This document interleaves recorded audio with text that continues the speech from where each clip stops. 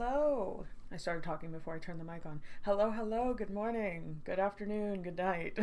I know it's later for you guys specifically, and it's early for me, except it's not that early. I mean, it's going to be like afternoon in an hour, but day off. So I kind of slept in a little bit, which is something I never do. One thing about me, I don't sleep in. But I slept in like 30 minutes and it completely threw me off.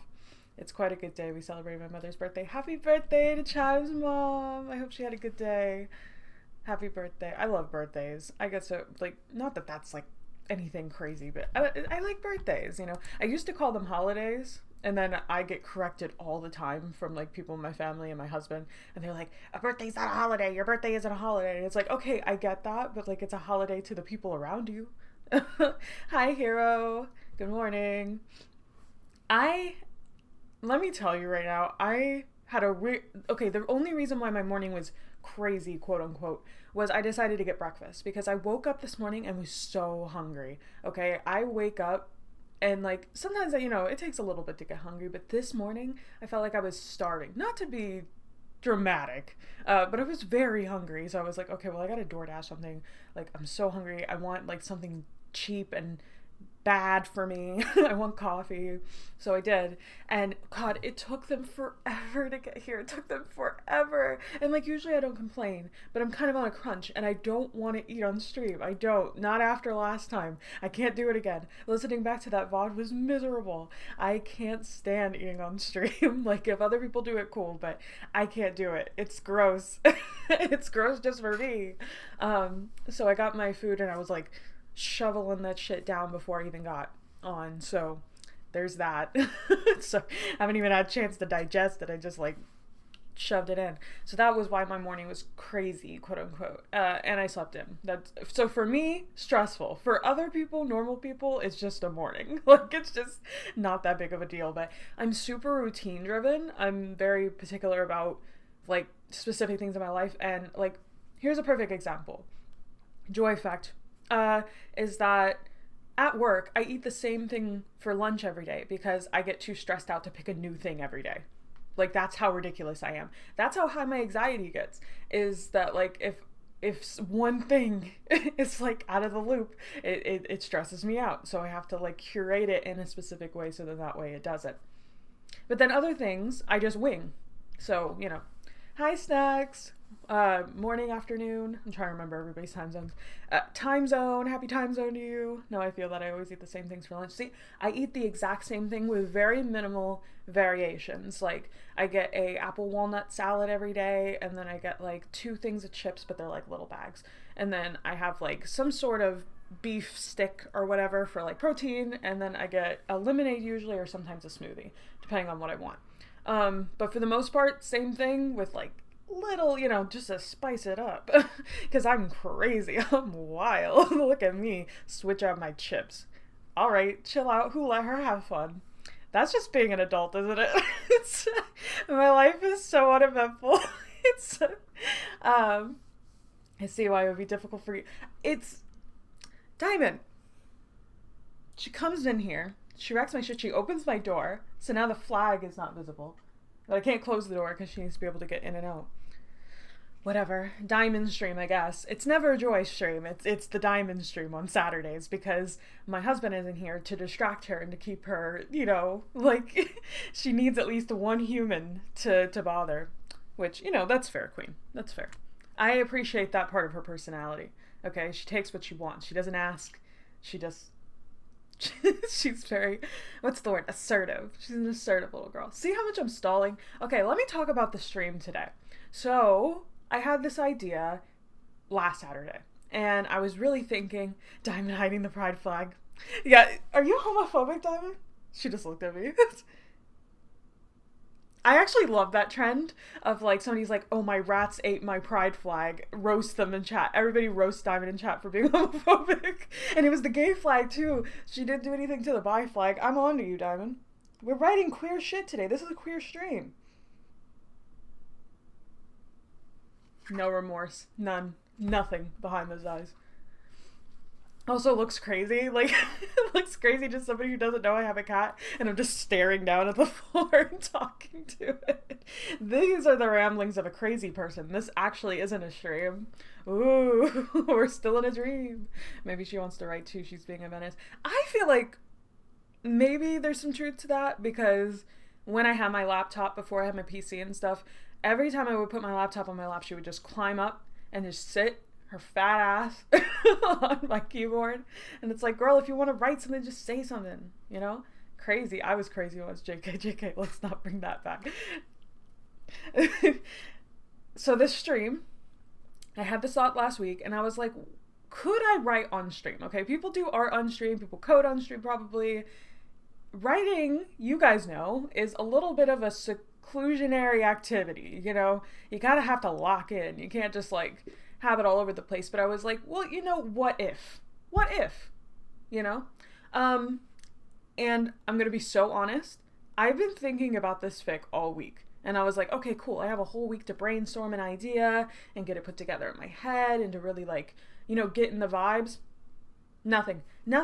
I don't know if it's because I'm out of practice writing wise, which is true, because the last time I wrote something was in January, and all of February I basically didn't do shit. Which is funny because I said that January was going to be my break month, and then I was like, but what if I join a project? And so I did, and I finished it. Great. Glad. And then I was like, okay, and then I'm going to work in February. Didn't do shit in February outside of stream and be on social media. Hi, Gray. So welcome. I'm ranting about this particular stream. And so February I haven't done anything. And now we're in March, and I'm like, okay, well now I need to write because I didn't write anything in February. And I'm proud of myself for taking a break, even though I didn't intend to do it, you know, because writing is the one thing I do consistently. But the thing is that a body in motion stays in motion, a brain in motion stays in motion, and now that I'm kind of out of motion, it's hard to get back on the train. So I was like, well, let's start with a fanfic. Let's start with a fanfic of characters that I'm very comfortable with and a setting that is pretty easy, no world building, no crazy, you know, and then I even have a fan art to base it off of. So it's like I'm working with all the ingredients. I just got to cook up something, but I've got nothing. And what I do have is what Snacks gave me last night in our group chat. That's it. And I was like, okay, well maybe I'll also outline on stream, because why the fuck not? Who cares? Also, it's really quiet. We're gonna need some music. Give me 1 second. I need to put up something because I don't want to like reveal. Look at my cute characters from the game last night to cover my screen for the meantime. Look at them. We finished Travelers and Tales yesterday. I guess I'll plug it since I'm here. Play that game. Play Travelers and Tales by Gray. It was really great. We finished it on stream yesterday. Really, really, really loved it. While I find music to play in the background. This is a stream. Woo! What do I want to listen to today? Ooh, Dramatical Murder. Look, I got a lot of thoughts about Dramatical Murder. I won't talk about it on stream. But, like, it's honestly contributed to a lot of my personal growth as a person, which I'm not proud of, and I'll say it. But the soundtrack bangs. We could say everything we want to say about, you know, but music kind of gets hard. So we're going to listen to that if I don't fling my earbud across the table. Jeez. We love the chaos streams, the silly streams, whatever we decided to call it. Oh, it's 11:11, make a wish if you're in my time zone. If not, then make a wish on my behalf. Why is my sound not working? I'm sure you guys can hear it, but I can't hear it on my earbuds, so that's my issue. I didn't have much setup for the stream today. I kind of just went live. I'm so professional, guys. Oh my gosh. I'm so professional. I have to remember that I'm not a professional streamer. Like, and I'm probably never will be, and like that's okay. But I treat everything like it's like a 9 to 5 job when it really isn't. No one's paying me. No one cares if I'm late. No one cares. I'm the only one that cares at the end of the day. But, you know, again, maybe I should see a therapist. Now's not the time. No, I don't hear anything either. Oh, okay. Well, let me fix the sound on my end. Oh, this is going to be great for the VOD. This is awesome. Now, this is a stream. And so I don't know what the best idea for this stream is in terms of like, is everybody going to be productive together? Are you going to work together on a fanfic? Am I even going to do much writing, or am I just going to ramble for 3 hours? Who knows? Who knows? Honestly, that's half the fun, to be honest. Is it connecting to my phone? Okay, my earbuds are just giving me the hardest time in the world right now. For no reason. I just want to listen to music, dog. Okay, that one works. Oh! Now I can hear singing. Which you can turn down on my end. Weird. Okay, so it only works when my earbuds... Technology, man. I'm a boomer. Exposed. Joy's actually ancient. Okay, let's put you in this ear. The stream is like a party code bag. We never know what to expect, but that's what's fun. I'm glad that that is the interpretation of this, because it does make me nervous when everything's not like put together, you know, but it's okay to just let it go. It's not that serious, Joy. Relax. It's not that serious. No one cares that much. You care a lot. Hopefully the music isn't too loud. I'm working on stuff. Hee hee. I wonder what you're working on. But no, for real. Play of Travelers and Tales. I'm so excited for next week's streams because we're going to be starting like 2 new games next week. I say new. Our Wonderland, it's going to be Our Fantastic Wonderland, which is technically a new game, but is it really? You know, and then we're going to be doing Seaside Inn by Gray next week as well. So I'm super excited about that. And then just more Dragon Age. And then Saturday is the rando slot, so we'll see. Okay, so I guess my inspirations for writing, I guess I'll just talk about my writing process, because why the fuck not? It's on display here today. I like to outline very loosely. I have the loosest outlines in the world because I used to be a person who just opened up a doc and just started going to town. I'm not really like that anymore. Hello, Lacey. Hello, Naoki. I'm glad you guys could drop in when the stream's actually like on track now. So when I write, I don't like to do too strict of an outline because I feel like it constricts me. I need something that gives me like an A, B, you know, possible stepping points, but I can't let it dictate my entire process. So that way if I need to swap something out or take something in, or if I get a better idea, I can just slip it right in and I don't have to worry about rearranging the furniture too much. But I can't not have an outline because then it stresses me out because I don't know where I'm going. So, you know, just the fun part of being in my brain. Oh no, girl, I've been here watching. Okay, well... See, now the lighting isn't red, it's just me. So kind of like a plantster. Yeah, plantster for sure. I think there's these great YouTube videos if you guys like writing like advice. There's this girl that's an editor. Her name's like Erin Brock, I think. And she has these very particular videos on how to help very specific writers with their writing process. And she actually has like an alignment chart of what kind of writer you are, from like pantser to planner, and like if you're intuitive or if you're this other one, and I forgot which one I am, but I'm probably going to rewatch those videos because it is helpful to understand yourself so you can create a better work environment for yourself. And if I find it, I'll either post it on Twitter or send it to you guys all individually or whatever, if that's something you're interested in, because I think that is helpful. I actually stopped watching a lot of writing advice videos because I felt like it actually stunted my creative process for a time. And it's true, it did, because when I stopped doing it, I was able to just learn my own process instead of trying to emulate all these different things that I was learning and not actually ever putting any of them into practice. It's a whole other story. But my husband actually helped me with that, because he was just like, well, you're watching all these videos, but you're not actually writing. And I was like, okay, rude. But also, he was right. He was so right. Because the best way to learn to do things is by doing. So, I mean, you can watch all the videos in the world, but that doesn't mean you're going to learn anything. Not unless you're actually putting in the work. Which, tough pill to swallow, for sure. But like RPG Maker, I learned the most through Lord of Lies. Like I had known a lot because I watched a lot of videos beforehand, but you don't learn unless you're actually seeing yourself do it. I don't know. And that's a good point. Just reading about writing can make you start to think too much about writing when someone... Exactly. That's exactly what it is. And it's this just weird balance of you can't put it... Wait a minute. Is this the Dramatical Murder soundtrack? It may be. Okay, Nayuki, I can speak to this about you because you'll understand. I had a revelation the other day because I've been...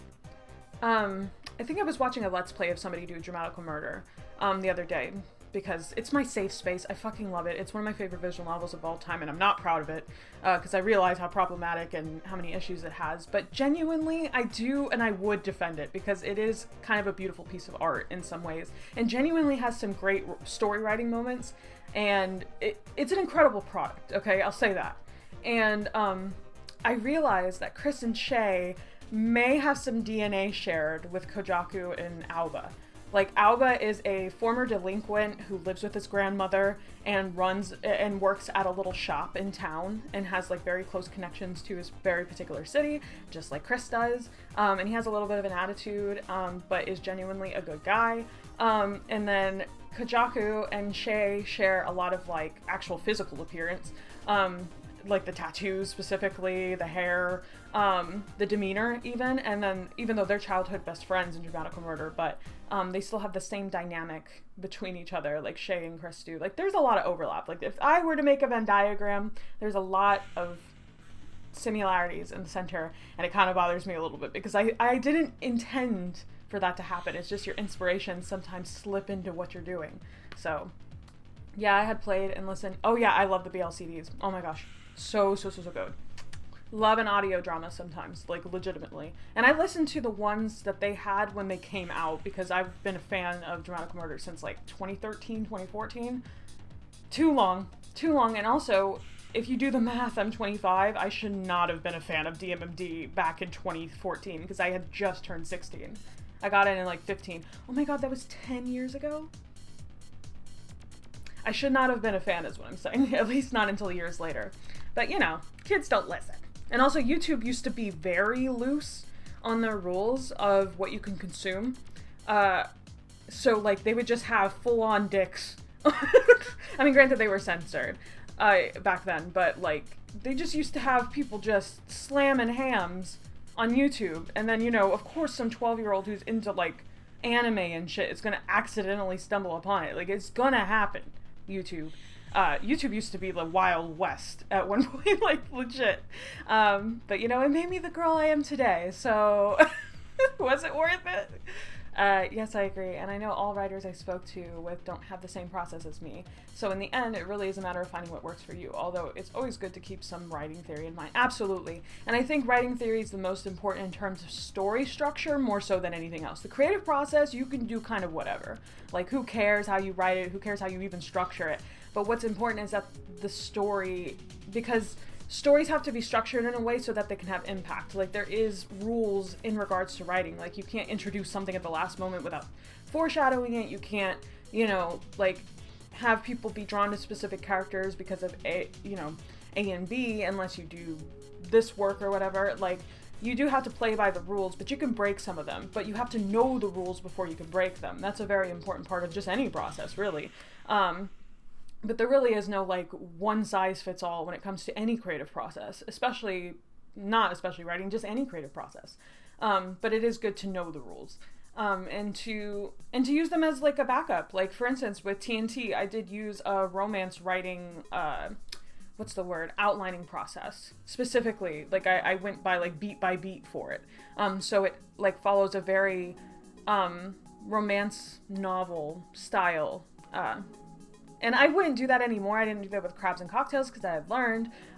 But, you know, as you get better with something, the less you need to rely on other things. But those things are always available to you if you feel like you want them, or to challenge yourself or whatever, you know. LMAO, watching yaoi as a teenager is part of the experience. Kids these days would never understand. Nope, nope, nope. That is for us. That is our generation specifically. I agree with you. I think this part of stories I put the most thought to is structure. Yeah, because I love writing mysteries and plot twists specifically. And not mysteries. I don't like writing mysteries really, because I feel like mysteries are hard as fuck to write. I love mysteries. I love consuming mysteries, but I'm horrible at putting them in the practice. No spoilers for Lord of Lies, but Lord of Lies was the one story which has the most plot twists and the most build up for things that happen later. There's like easily 10 plot twists in that story, and it was important to me to keep it very structured and tight and make sure that I'm, you know, I had to go back over lines and add things in and take things out and make sure that, you know, when those things were revealed, they made sense, or was something the reader could go, oh man, I didn't realize that, or whatever. Or it was like something that made sense for the world. And it was nerve-wracking. That's why Lord of Lies was very tough for me, because the writing process had to be strong. And that is the one part of that project I'm very proud of, is the writing. But it's because I just put my whole brain into it, really. And even then I could always go back and fix things, but be proud where I'm at, basically. I would be so bad at writing mysteries. They feel so difficult. What are you saying, Carrot? Our Wonderland has so many mysteries, I feel like, and I think you do a great job at revealing them. Because a lot of the mysteries that are baked into your stuff is like character mystery. I would still count that. I mean, if you're talking just a general, like, Ace Attorney style mystery, or like a Danganronpa or something, then yeah, that's very different. But I don't know. I feel like you do it naturally, so it's funny for you to say that you struggle with it. I'm working on a crossover drawing, spoiler, by two favorite couples.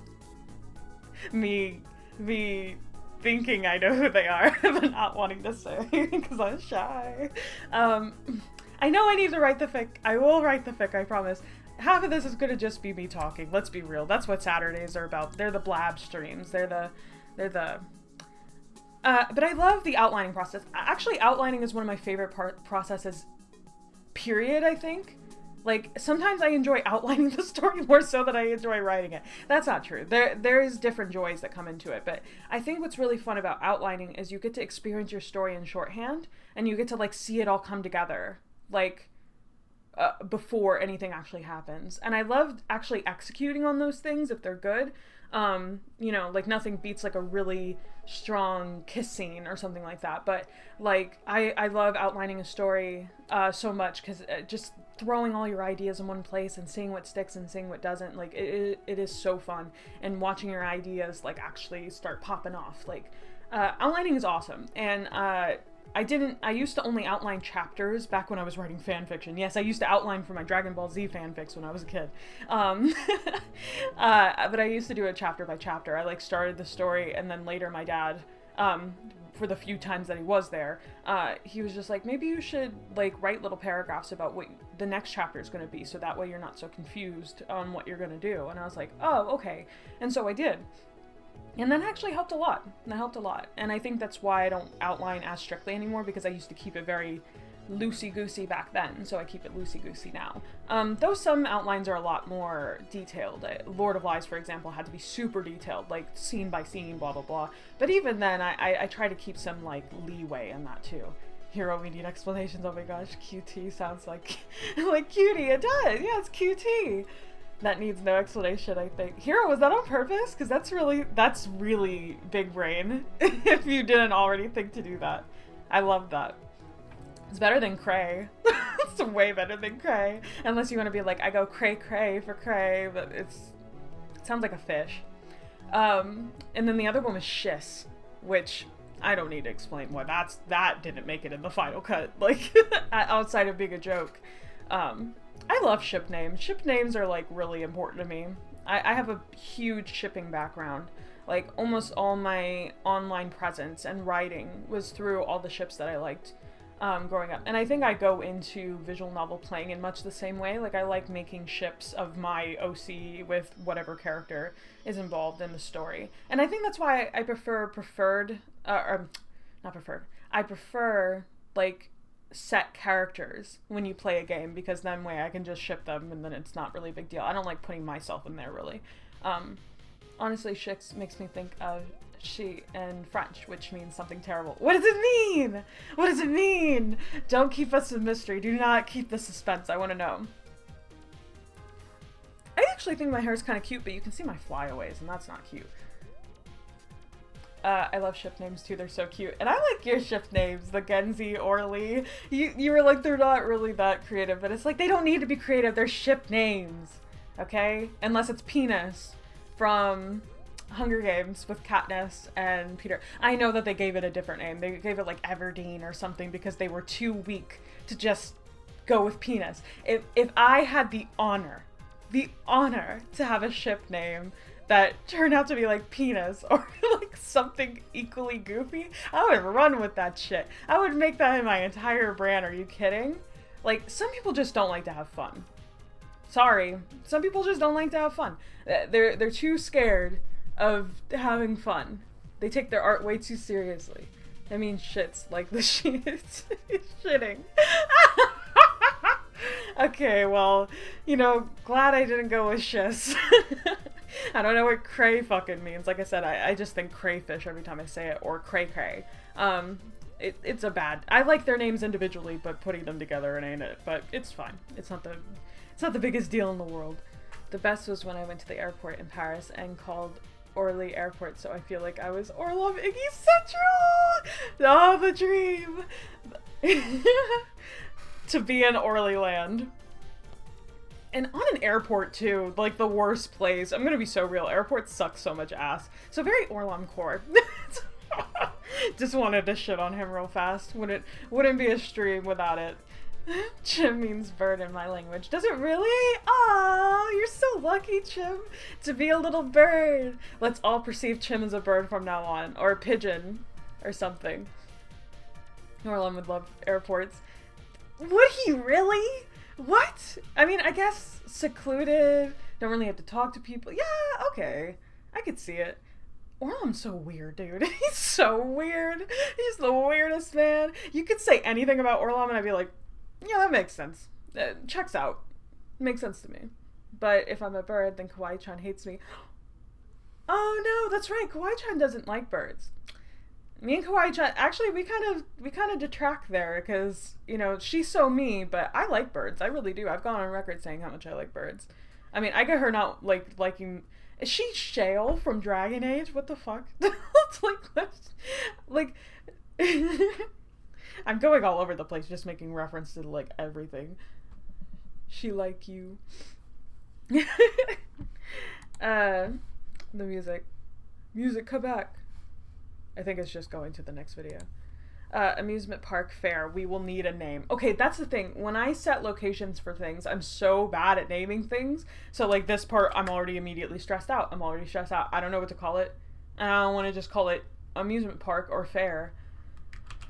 I remember, for whatever reason, wanting this fic to be in time with where we are currently. And like nothing happens in March. Nothing of significance happens at end. Name it at the end. Yeah, I could do that. I'm so stressed. I'm so stressed. Hello, play the music, please. Not at loading. Trafton Fair. Stop. We can't put Trafton in anything. In everything. Okay, Trafton is taking over my goddamn life. You know what is best. I'll keep it in mind, Lacey. But we're in Cloudville. It has to be something like cute. I don't know what, but I can't help myself. Trafton everything. We put Trafton in Gray's game yesterday. You realize how crazy that is? Joinyland, Cloudville, actually not inspired by Disney. How? See, okay, I know it's like my own shit, but it makes me feel so conceited if I put myself in my stuff. Like, I don't know why. It's like, oh, this is... And I don't consider other people conceited when they do it for their stuff, because that just makes sense. But when I do it, bad, and I'm egotistical. I guess we're going to put you in the lowest thing since you don't... I mean, it's just audio. Lord of mercy. Joinyland. I'll put it as a potential. And not me being the Walt Disney of Cloudvale. Does that mean I'm like a horrible capitalist? Like, huh?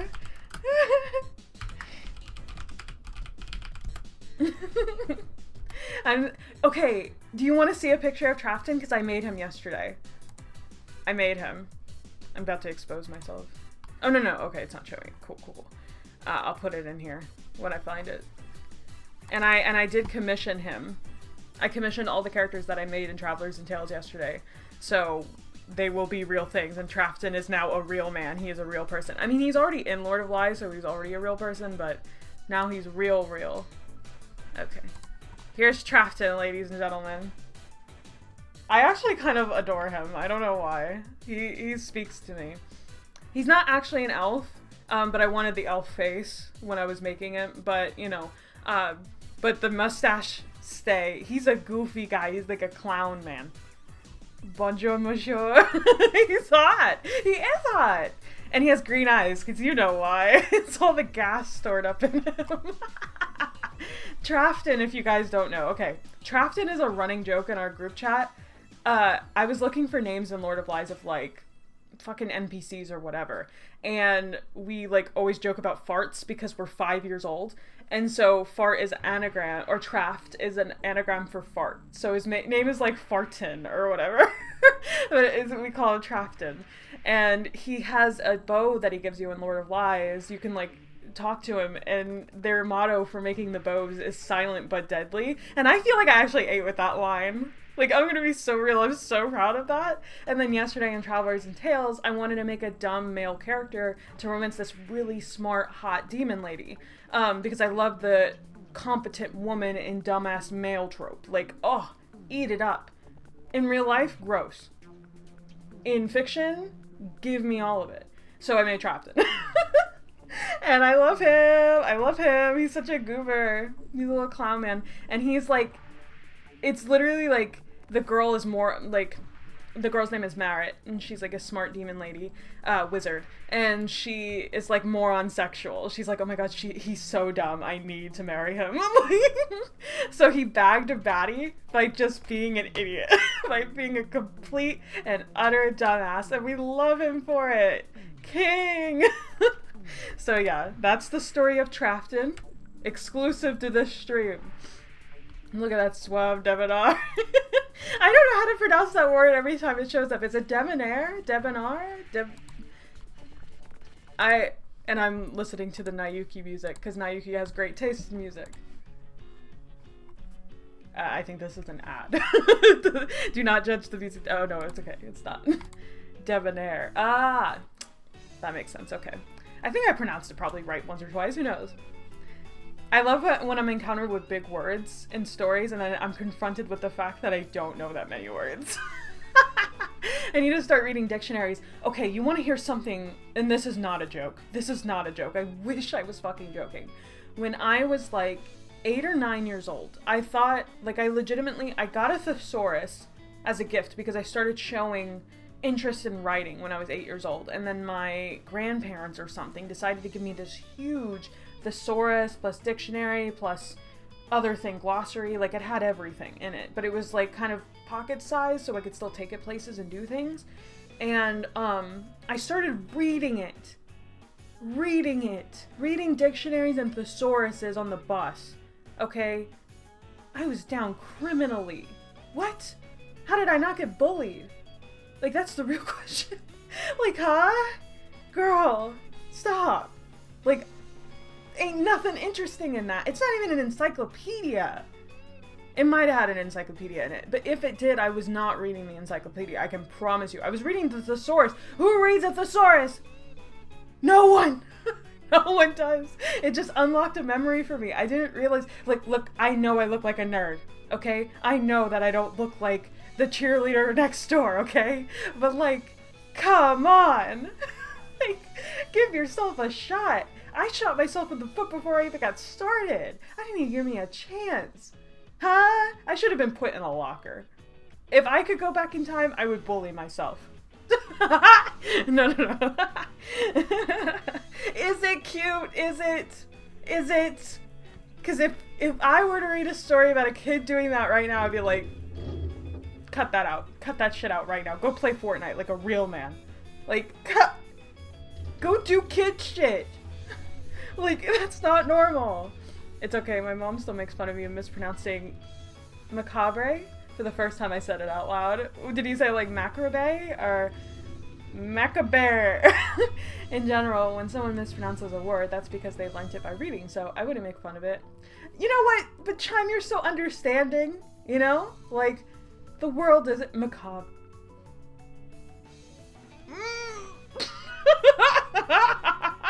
Not documentation of me also mispronouncing it. Awesome. Show that to your mom, Carrot, and then maybe you feel a little bit better. It's like, look, it's not just me. Other 20-year-olds also can't pronounce it. Because who says macabre anymore outside of reading? No one. That's who.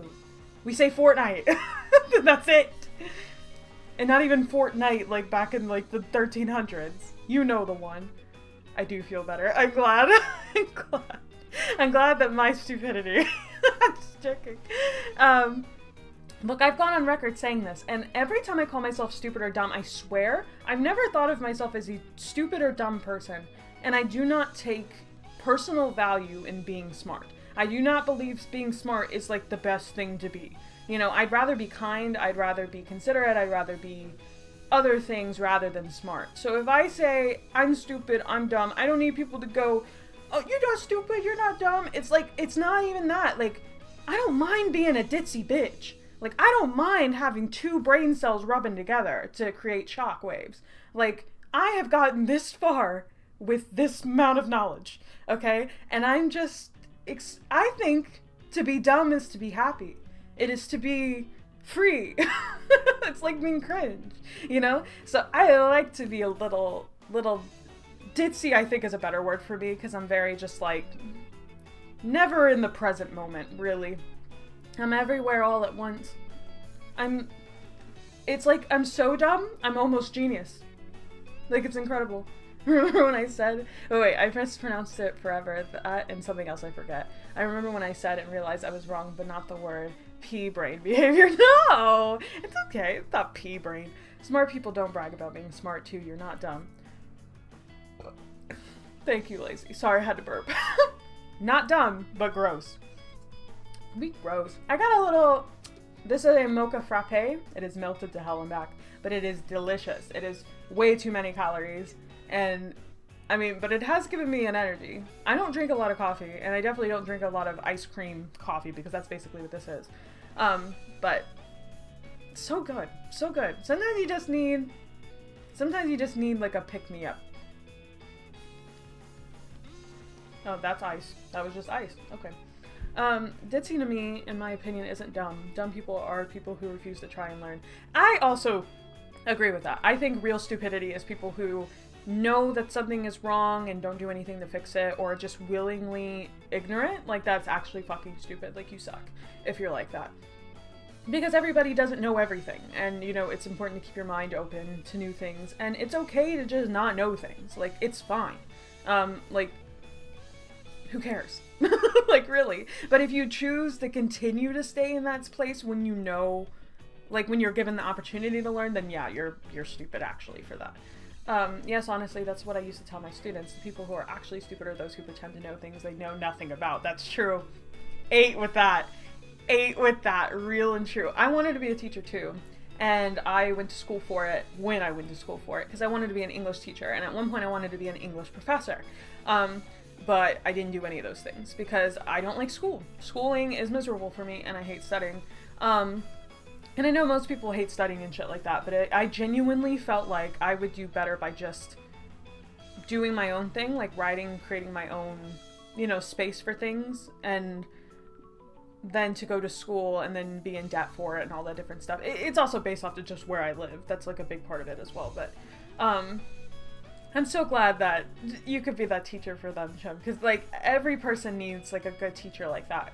And I think I have plenty of great teachers. One of my favorite teachers was an English teacher. She's the sweetest lady in the whole fucking world.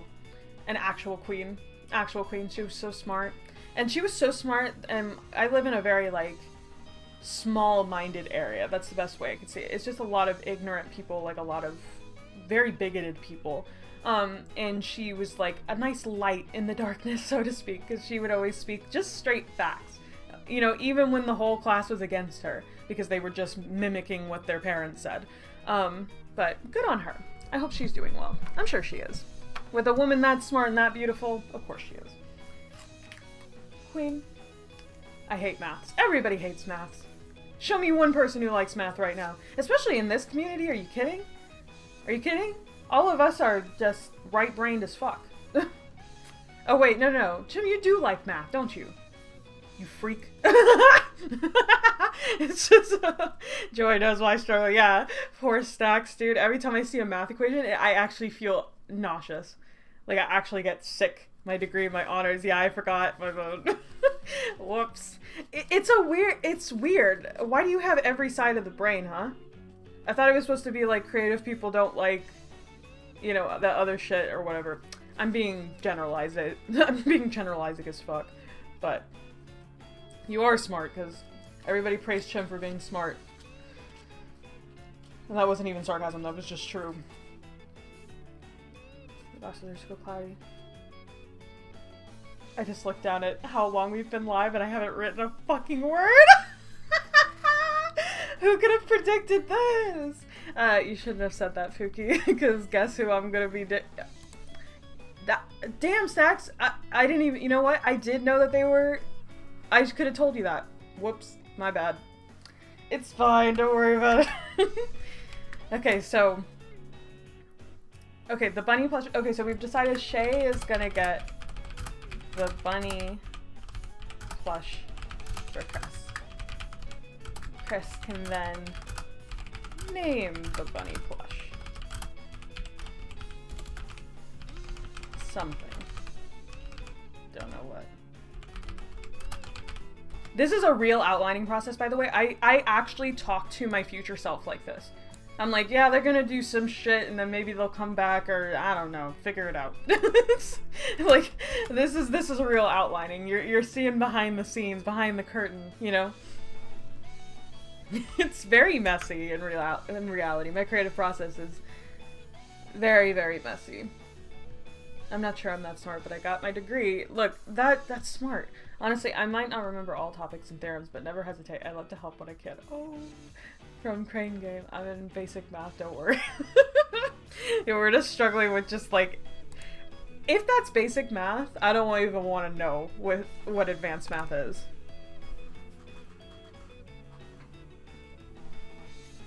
This music's so good, by the way, Naiki. Thank you. As always. You really are the music connoisseur for this stream. Okay, bunny plush for Chris. I don't even know what color the bunny is. What color is this bunny? That's important to know.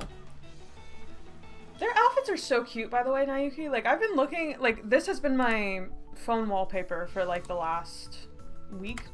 And, like, every time I open it, I'm like, oh my gosh, they look so good. They look so cozy. And I want their outfits to match with the actual season. So, I guess it will be in March. Fuck it. Amusement parks run in March.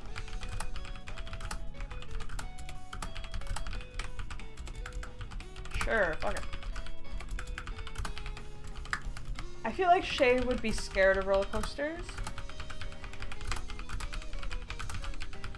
Shay's actually quite skittish about a lot of things. He just plays it off very well. Springtime fair because bunnies in spring. Okay. I do like fair slightly more than amusement park. Amusement park feels overwhelming for someone like Chris, to be honest. And I forgot that spring fairs are a thing. I used to have the Strawberry Festival in Florida. That was a very common... Oh, I used to love that as a kid. My grandmother would always take me. Oh my gosh, that just brought back a memory. Now I want to call it like a fruit fair because it's really cute. It's not going to be called fruit fair, but I want to do like, I don't know, like, what are fruits? Peach fair. I don't know, like something. Apricot festival. Oh, that could be cute. I love apricots. Apricot is just a cute word. Apricot festival. Oh, but it's a fair. Oh my gosh, it's coming together. See, this is why I love outlining. Like, if I was just writing right now, none of this would come to me. Their color version of their clothes joy. Is there? What color is the bunny? That's what I really want to know. I mean, I'll take the clothes option too. I want to know that too, but I really do like just the manga panel styles of this as well, though. Like, they feel like a manga to me sometimes, and it makes me so happy. They're so cute. I'm so thankful. This is pure talent.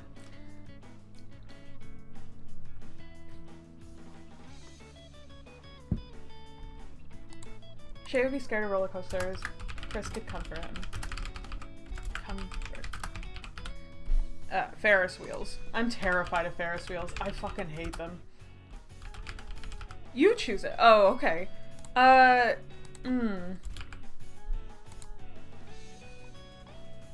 Why, Joy? Wait, what did I do? What did I do? Scared of Ferris wheels? Because they're high.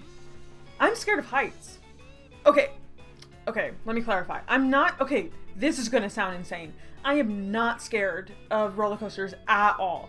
I'm not at all. I rode every roller coaster in Universal Studios like 3 times. I used to go to Universal all the damn time because I used to live near Orlando, in Florida.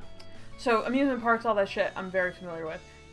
But I fucking hate Ferris wheels. I think it's because it's slow. Like roller coasters, when you're up high, it makes you feel like you're flying, and it kind of goes by so quick that your brain can't really process it. But Ferris wheels, you're just hung up there, and you have way too much time to process what the fuck is going on, and you can feel it rocking. Jail. Why is it rocking? But apparently it's supposed to because of some stupid science shit. Hate that.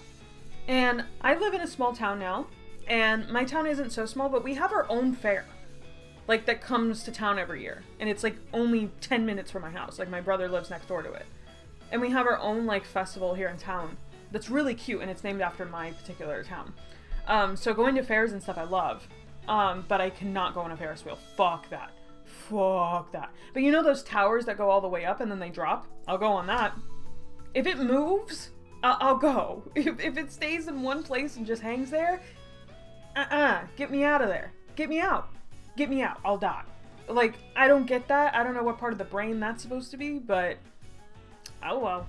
Like, oh yeah, my hometown had a small summer fair. Yeah! See, ours is, it starts in September every year, and it only lasts a month, and it's only like $10, and then some days you can bring in cans for like, the homeless and things like that, and then you can get in. Like, if you just bring a bunch of cans from your home, and then that counts as your ticket in. And I think that's really cute. I love little stuff like that, and I feel like Cloudville would really have something like that, but even better. Because it's the Cloudville, USA, you know? Chris would comfort him. Shay would be maybe get insecure because he wants to be manly, quote unquote. But Chris is like, nah. Being manly ain't about that. We cooking now. What food should they get? Okay, favorite fair foods. Gotta get a classic lemonade, but then Chris would criticize it because it's not as good as his grandmother's lemonade, even though fair lemonade goes hard and he needs to shut the fuck up, but he is pretentious. Why do I like pretentiousness in characters? I don't know why I like that. I don't like it in real life, but I like when characters can be corn dogs, baby. No, like it's a corn dogs in honor of, ooh, a churro. Bro, Shay would be eating so much, and then it feels so bad after. But I do want Shay to, like, get comfortable eating more foods, because he's very, like, he borderline, not has an eating disorder, but he has an unhealthy relationship with food. I agree. Of course you agree with corn dogs. Shay would love that, because he loves chili dogs and stuff so much. He's a hot dog guy. Just like me, I love hot dogs. Give me a hot dog in any form. I love a hot dog. Call me a New Yorker, because I love them dogs. Deep fried Oreo. Ooh, and we have deep fried Twinkies, too. Now this is American culture right here. That's what I love to bring to TNT. I want TNT to feel very American, but like the best parts of America, because we have some good culture. Like, we're obnoxious and shit, but we've got deep fried Oreos, so like, hello? Eagle Screech Town insert here. I know I'm supposed to be European and better than this, but one of my dreams is to eat deep fried Oreos. Do it! Oh my gosh! Funnel cakes! How did I forget? Yes! Oh my gosh. I can make such good homemade funnel cakes. They're so good. They're so good. They're so easy to make. It's basically just pancake batter that you just like fry. Like that's it. And yeah, deep fried Oreos are awesome. But deep fried ice cream is cool if you can ever get that. Like I love a deep fried ice cream. It's honestly not as fattening as it sounds as well. I mean, it probably has like a lot of sugar and shit, but it's not like ridiculous. Cotton candy. They're just gonna eat so much food. Infinite money. Oh, I want to go on a fair date so bad. I've never been on one. When me and my husband got together, we got together August 28th, and so the fair was coming into town, but we both worked nights at the time, and we could not schedule it so that we could both go. And then on our days off, we didn't want to go to the fair, obviously. So I still have yet to do that, even 6 years in. I need to change that this year. We need to go to the fair and go on a fair date. I also want to go to Dollywood, because I've never been to Dollywood. I live in Tennessee. I'm not doxing myself, but I live in Tennessee, and I actually do genuinely kind of like Tennessee. I kind of like living, I don't always like living in the South, but I do like parts of it, and my favorite part of being in Tennessee is that Dolly Parton is from here, and Miley Cyrus. But I feel really cool to like share Dolly. I love Dolly so much, and I want to go to Dollywood so bad. So I'm gonna try to do that for my 6th year anniversary this year of us being together. Dolly, she's my queen. I love her. And also, this is a fun fact. So my brother, his girlfriend's name, fiance, my bad, apologies. His fiance's name, the mother of his child, her name's Jolene. And so we always and she was named after the Dolly Parton song, and she's like a Tennessee resident and stuff. So I just love it. I love that little culture, and my husband's from here. So, you know, I've learned to love living in the South. Like, it's not so bad, you know. There's actually a lot of beauty, especially, like, we get all 4 seasons here. I didn't get all 4 seasons in Florida. And you get the fairs, and there's just, like, a good cultural, and there is something kind of nice about living in a small town sometimes. Like, so I like to focus on those parts, because there's a lot of parts that are not so fun to think about, but, you know, when you ignore those parts, and only focus on the fun parts, it's not so bad. Fun French facts, we call cotton candy daddy's beard. Yeah, because y'all are kinky, what the fuck? You know, I knew that fact, and what other explanation can there be other than, like, a kink thing? I'm sorry, but, like, that sounds so... I'm side-eyeing. The love apple. Why are they so... What's the word? Why are they so sensual with it? It's just cotton candy, dog. Relax. Or I kind of like candy floss slightly better. Whoever says that, I think it's that in the UK, or maybe it's Australia. I can't remember which one. But candy floss makes sense. Like that, I feel like that's even closer. I think Aussie. Yeah, that's what I was also thinking. I couldn't remember. I saw it like on a Pass the Plate episode back on Disney Channel when I was like like so young. I've been consuming so much Disney Channel content lately. I'm this close to making a game that is like totally inspired by both shoujo manga and Disney Channel like shows, and like putting those aesthetics together, because there's something so beautiful about like the pureness of that kind of romance. I've been watching this one YouTuber, and she like analyzes Disney ships from Disney Channel, and I've actually been eating that shit up. I don't know why. Like, I watched an entire video of her talking about Sunny with a Chance, if anybody remembers that, and I love Sunny with a Chance. One thing about me, I loved Demi Lovato as a kid. She was like my bi-awakening. OMG, I know that YouTuber. Watched her last night, was watching a Wizard of Waverly Place specific one. And I fell asleep to it, I think. And it's just so good. Jake was so toxic, and Hannah Montana's Shake My Head. Real and true and based, and also ugly. That's not necessary. That's rude. That was a child. But like, I loved Hannah Montana as a kid. Huge Hannah Montana fan. My favorite Disney Channel shows were Sunny with a Chance, Hannah Montana, Love Wizards of Waverly Place. I think some shows I didn't give a fuck about. Like, I didn't care about Austin and Ally, but apparently that one was good. I think I was, like, nearing my adulthood, or, like, was late teenagers when that came out anyway. Oh, loved Good Luck Charlie. Good Luck Charlie, so good, so underrated.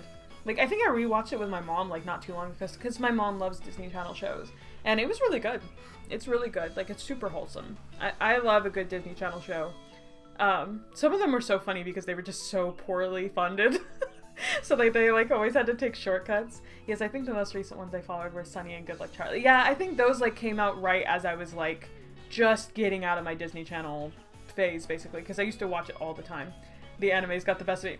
Chime, did we live the same life? Like, I feel like this happened at the exact same time for both of us. Like, I can remember me transitioning from watching Sunny with a Chance at Good Luck Charlie to watching Code Geass or something. Like, what is this?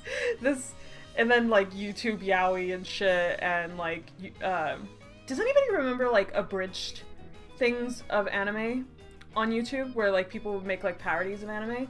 Specifically, like, Yu-Gi-Oh! The abridged series, which, to this day, love. To this day, love. I used to be so big into those, it was insane. I didn't like Shake It Up, so that's also something. I also didn't like Shake It Up. I didn't. Love Zendaya, love Bella Thorne, like, icons, but never really enjoyed it. Yeah, I watched Yu-Gi-Oh! Abridged. Lol, it was funny. Dude. Okay, not a lot of people know this fact, but I feel like this is very interesting, which might have brought me into yaoi as well, because this was like in the transitionary period, probably in the same time where I was starting to be comfortable with BL. Okay, so this is actually kind of relevant, and I told this story to a couple people, but I used to be, I don't know if it's homophobic, but I used to be very uncomfortable with same-sex couples, specifically men.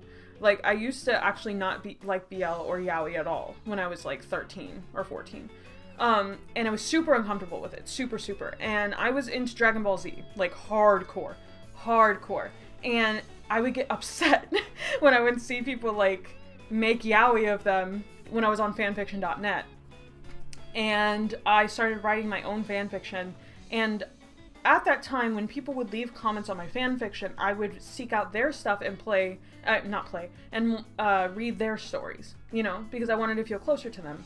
And not much has changed in that regard, huh? But I was very uncomfortable with it, so but one person, their name was Yaoi Scribe. I'll never forget them. If they somehow find this, I think everything to you, Yaoi Scribe. And they had like a Raditz profile picture of Dragon Ball Z. And they liked my story. And I went to their stories and they only wrote yaoi. That's it. That's all they wrote. So I was like, fuck. But I stuck to it. And I read one of their stories and I kind of liked it. And I was like, whoa, what's happening? What's happening to me? I could feel myself changing. So I started, so I left a comment and I slowly became more, like, indoctrinated to it because I started, like, being less, like, offstandish about it, and then the more I like kept watching yaoi and stuff, and then I started to like it and really enjoy it, and now here we are. But a lot of steps, and Yu-Gi-Oh! The Abridged series helped me with that too, because little known fact, the creator, he actually wrote real fan fictions of Marek and Bakura, and like they had so much chemistry just in like the Abridged series anyway, and he actually went and made like legitimately great fan fictions of them. And those also pushed me over the edge, like a lot. And then, you know, it just kind of kept piling on and on and on. And yeah, I was just super weird about it. I was never weird about Yuri because I came out when I was 13. Like I was a bisexual girl being like, oh, but gay men are weird. And it's like, girl, chill. But I was just really uncomfortable with it. I think that's just like you're a kid and you're not exposed to it, so you just don't know. I don't know if it's homophobia. It's just kind of like, you're just learning. I don't know. It's something new. It's like how most people are weird about sex, you know, and then you just come desensitized to it or whatever, or, you know, you realize that sex isn't just for you, you know, it's just part of the discovery. It's a natural human thing, but I always find that so funny because I used to be so adverse to it. Like, so, and now I feel like that's like all I do. And like, now I'm the yaoi scribe. I have ascended, you know? Because I don't write straight shit much anymore. Like, I do every once in a while, but it's just not my go-to all the time. Because queerness just has the spice. I've always said it. Queerness adds like a very specific layer to romance for me. Like, it kind of makes every normal basic romance trope just more interesting by nature of it just being queer. And I don't know what that is. I think there might just be like a psychological thing in regards to that. Not saying that queer media is like obviously better than straight media, even though it is. It's just that I'm just joking. I'm joking, I swear. It's just that like, I don't know. There's a very specific brand. I don't know. It just adds something. That's all it is. It just adds something for most people, I think. LMAO, the first time I read fanfiction with a gay couple, it was Naruto and Sasuke fanfic. I left a comment asking, are they homosexual? Because I was confused it existed. I love that. Naruto and Sasuke are so canon, it's insane. I've never watched Naruto, I just know that. Naruto is a bisexual icon. We stand with him. LMAO, yes. Honestly, I don't really blame it on kids. I know I wasn't educated about LGBT. No. It's all about taking steps. Absolutely. Is there any place you could grow up in which, like, it would be normal, you know, like, at that age, like, back then? I don't think so. Now, kids growing up, they might see, like, it become more normalized, and so it's not as hard of a transition, maybe? I don't know. Or maybe it's a normal part of growing up, and I don't know. It's an interesting thing. It's very interesting. And I find it very funny when I think back on my old self about it, because it's like, if only she knew. If only young Joy knew what she'd become. Are they homosexual? Are they the gay? I love that. But yes, I love Yu-Gi-Oh! The Abridged series. Big, huge part of my growing up. Unironically still love it a lot and find it genuinely so funny. I swear they're written like rivals to lovers story. They are! History will say they're best friends. Look, there is nothing straight about that relationship, I'm sorry. And I think it's because it's so funny. There's so many mangaka that fall into this trap, and I love this. It's kind of ironic. It's that they're so misogynistic that they don't give their female characters any agency or personality, and by proxy no chemistry with the male lead. The male leads can only have chemistry with the other male characters, and then therefore it just becomes gay. Like, it's almost like divine punishment. It's insane. I love it. I love it. There was another series. Oh, this one was kind of sad, and I'm sorry to break this to you if you guys didn't know. I love Death Note. I've loved it forever. It's like one of my favorite anime series, but it's like legit, the mangaka is like super misogynistic and has stated like publicly that like he considers women to be dumber on average and like all kinds of shit. So he's just like not a good person. But you know, Death Note eats, it's good, whatever. But that explains why Light and L have so much fucking chemistry. Jesus Christ, you know, like. So sad. I follow some BL manga Twitters too. As you should. As you should. The only BL that I'm into currently, and I actually would recommend this if anybody wants to watch a BL anime or consume the manga, I super recommend it because I've been watching it bi-weekly, which I haven't watched anime like weekly in forever. And especially a BL manga. The last time I was watching something weekly was when Given came out back in 2018, 2019. And Given is so good. Would also recommend that. But I'm watching Cherry Magic. I hate the name of the show. I hate it. It's so bad and it's so embarrassing to say out loud. But it's like Cherry Magic, he turns 30 and he becomes a wizard or whatever. It's a stupid title, but the show is so good. The show is so good. It makes me feel like a little teenager again. Like, it brings me back to enjoying romance. And the kiss scene that they just had was so good. It was so good! And the pacing. It's like genuinely so grown up. Like, it just feels like a grown-up yaoi. Like, it doesn't have a lot of the problematic tropes that I'm used to seeing. It's, like, super, like, both love interests are 30 plus, you know? Like, it's awesome. Like, it really genuinely is so sweet. I have to catch up. It's wholesome and fun. Yeah, the love interest is a little creepy. He has, like, yandere vibes for sure. But I don't think he ever goes that far from what I've seen. Like, he doesn't go insane. There was one scene I didn't really like that much, but I don't have as high of a not liking yandere thing as some people. Like, yanderes are fine. Shay has yandere moments in my mind, which, you know, guilty. I never go that far with it, though, because it's cartoony, you know, but he does have, like, I don't know what the word is. Infatuation with Chris, okay? Just like I do. He's as yandere about Chris as I am, okay? By extension. But yes, Cherry Magic is super sweet. I really love it. The main character reminds me of Chris so much, and I think that's part of the reason why I like it. I don't know, their dynamic is pretty similar. I mean, Shay accepting to be turned into a vampire so that Chris gets his food. Yeah, like, Shay will just do whatever. Like, he's a simp for sure, if nothing else. Which is fine, you know, that's his purpose in life, is to be Chris's, like, boo thing. I read the manga and already knew what happened. Oh, so good. Love it, love it, love it. I love it so much. Honestly, I wish that trope was more common. of like mind reading, like, and I like that it's like optional, like the main character can choose to touch the person and then learn. And then also, like, in the most recent episode, spoilers, he tells his love interest that he can read minds, and I'm like, and he actually has like a real internal conflict about it, and I think that's so sweet. Like, that was so good. How about Sasaki and Miyano? Okay, I watched Sasaki and Miyano when it was coming out, and I didn't really like it. But I think it's definitely a me thing. I don't think the show did anything wrong. I think it's just not my cup of tea. I have considered going back and rewatching it because people always like talk about how great it is, but I genuinely just don't think it's that great. Like, I don't know, it doesn't stick with me. I don't know if it's like the character designs, or I think the main character is a Fudanshi, you know, and I don't really like the Fudanshi trope at all. I think it's annoying. Like, no problem with everybody else, but I just find it a little silly to me. Like, I don't really enjoy it. I'm sorry. But I'm trying to think of what other BL. But yeah, given I really liked Yura and Ice, I consider BL, even though, you know, like, we know. Trying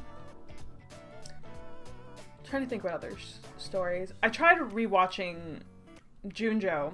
I used to love Junjo Romantica. Like, I would have defended it with my whole fucking chest. I shouldn't. It's really bad. It's really bad. Like, if Dramatical Murder ages poorly, then Junjo Romantica ages like fucking milk. Like, it is so bad. It is like the Antichrist. It is what people think about problematic yaoi when you talk about problematic yaoi. Do I love it because it has a special place in my heart? Yes. Do I have good memories with it? Yes. Do I defend it? Hell no. Like, it is not good. And then Sekai Ichi Hatsukoi, its sequel, you know, is technically less problematic, but it just sucks. Junjo Romantica has aged like a corpse. It's so bad. I do love it though. I do. It's bad, but I love it. They're so ugly. Like, everyone's so ugly. I want to actually do a visual novel series with like 3 couples in that structure that Junjo does, because I really think that's a fun idea of exploring 3 separate love stories in one love story, and then they all kind of interconnect in one way or another. Like, I 1000% want to do that, and I think I could do it, and do it better, obviously. When I don't like things, my instinct at that point is like, well, maybe then I should do it. And I don't know if that's a healthy thing. It's like, I can't tell you how many times I've encountered that in my life where I'm like, well, I don't like this thing, but, you know, it has, oh, Super Lovers is so fucking bad. Oh, bad. But in fact, fun fact, my actual least favorite anime of all is yeah, fair and based, fair and true. You know, like, Yura on Ice isn't great to you, and we've talked about that, and I completely understand your criticisms of it. But Super Lover, yeah, that's indefensible almost. Like, that show, and I've seen people try to defend that shit. It's like, and I know it's fiction, so it doesn't really matter, but it just, like, ridiculous that some shows exist. It's like Brothers Conflict, but if it was yaoi. Brothers Conflict is insane. I watched an entire YouTube video on that shit the other day, because I used to love a reverse harem. Who doesn't? You know? But, like, whose idea was that? Like, okay. The stepbrother trope is bad enough, but the fact that there are like 12 or 13 love interests who range from 33 to 10 years old as love interest is insane. It's insane. It's almost parody how bad it is. Like, it's almost like so bad it shouldn't be real. Like, it's like, it can only be that bad because it was genuine. You know what I mean? Yes, please watch a video on Brothers Conflict. Insanity. So the main character, her name, it used to be a visual novel as well, I think, an Otome game. And the main character is like 17, and her dad, who's a deadbeat, marries into this family of this lady who has 13 fucking sons. And so they become her stepbrothers, and she ends up living in the house, and she genuinely wants a family. Like, the main character, she wants to have this family that accepts her and loves her because her dad has, like, abandoned her whole fucking life, actually. And all these men, like, immediately get super thirsty for her and, like, do not treat her like a sister at all. And, like, the mom encourages it, and it's just so weird. Like, that story could still be done. Why do they have to be stepbrothers? Why couldn't they just be, like, the family that moves in next door, and then she just has all these guys thirsting? Like, that would have made it slightly better, maybe. I don't know. And also, why are there 30-year-olds? Like, only I think the statistics were only 2 love interests were in her age range out of 13. Most of the men are like 20 plus. And then one of them's fucking 10. Granted, he's like an outlier, but that's still insane that he's even a love interest. Jail. Jail time. What? Once someone told me Super Lovers is my favorite anime, I judged them so hard and failed to hide it. Yeah, look, okay. I do believe that people can enjoy problematic media and not be problematic. However, some media is so problematic that if you like it and you like it with your whole chest like that, it does kind of speak to you. And I do believe that. Like, and maybe I'm bad for that, but it's like, if you're into like things that are exclusively for people who like lolicon, then you're probably not a great person, gonna be honest. Like, because it's hard for me to understand how you can like it without going, you know what I mean? Like, and you know, maybe that's a bad take, I don't know, but that's how I've always seen it, so I completely understand why you would feel that way. But I do like to believe that people can like weird-ass media and still be good people. Because, you know, obviously fiction is fiction, reality is reality, but some fiction falls so hard into reality or speaks so hard to it that it cannot be separated. There will be AVO, BL anime will... Okay. So, Omegaverse is something that I've had so many conflicts with in my head. Okay, because I don't think Omegaverse is necessarily even a bad idea in my mind. The issues I have with Omegaverse stem from basically one part of the yaoi spectrum that I don't like, which is, you know, fetishization, obviously, but then also like, I love how yaoi could be very homophobic. Like, it's funny how it's, like, supposed to be representing gay people, but it doesn't. Like, it doesn't. It's like a straight woman's idea, or like a straight person's idea of what a gay person is sometimes. And that's fine. You know, it is what it is. But the thing about Omegaverse that's really funny to me is that, like, trans men exist, and have always existed. So it's like, if we just want to do MPreg, just do that, you know? And it's like, if you just want to have MPreg, have it. You know, like the world building and the mind gymnastics that go into making an Omegaverse are so funny to me. It's just like, and no shade to people who like Omegaverse. It is perfectly okay to like it. I don't even think it's that bad. It's just, as a personal thing, I don't really enjoy it. But I have enjoyed one Omegaverse-centric story, and I think it was, I forgot the name of it. It was like a delinquent who's an Omega, and like, it's just kind of a fun idea how they utilized it in that world, and it wasn't, I remember the alpha not really being that bad, so I don't know. I think it can be done right, but there's a lot of steps that are needed to be taken for me to really like it. Because I believe most tropes can be done well if enough thought is put into them. Oh yes, I didn't necessarily think they were problematic. I was more like, what kind of bad taste is that? But yes, this anime had me convulse on the floor, make random sounds like suffocating in my own saliva, and I'm not exaggerating. No, I get it. Super Lovers is the only piece of media that has ever destroyed me like that. No, because it's like if somebody wrote High School Alita, but like they were on Matthew's side. Like, it's like, you're missing the whole point, you know? Yes, that's the problem. I noticed in some yaoi media the whole using gay men to portray straight relationships. Exactly. I wouldn't say all Omegaverse story. Exactly, of course not. But I'll admit I fail to enjoy the genre. I think Omegaverse is done better in fanfictions as well than it is done in like broad stream like manga and anime, I think. The first time I heard about what Omegaverse was watching a video on the huge lawsuit there was or something. That's a crazy way to be introduced to it. LMAO, exactly. The worst part is that the big brother Haru was the same. Psychic damage. Holy shit. And you say as you, but also as me. Now this is not right. What kind of sick twisted is this? I'm so upset. No! We have the best Myers-Briggs. They can't take it from us. Bitches.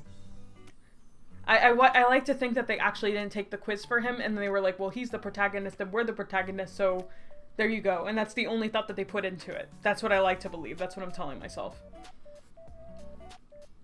That's so funny. But yeah, no. I'm a big believer in a lot of things can be done well, but they have to have thought put into them. You can write about anything. I do believe that. You can make media about anything, but you have to like say it a particular way. You can't just, you know, some topics, need tact. They need responsibility. They need people to give a shit about what they're talking about. Otherwise, it's gonna show and reflect poorly on you.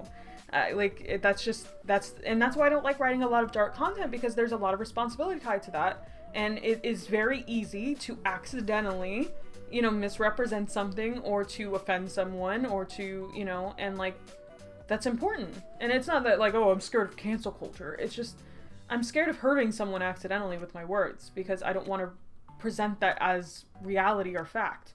Especially if I don't know. I haven't lived every experience. I can't say, but like, and it's so easy to do. It's a very easy trap to fall into. You can accidentally offend people all the time.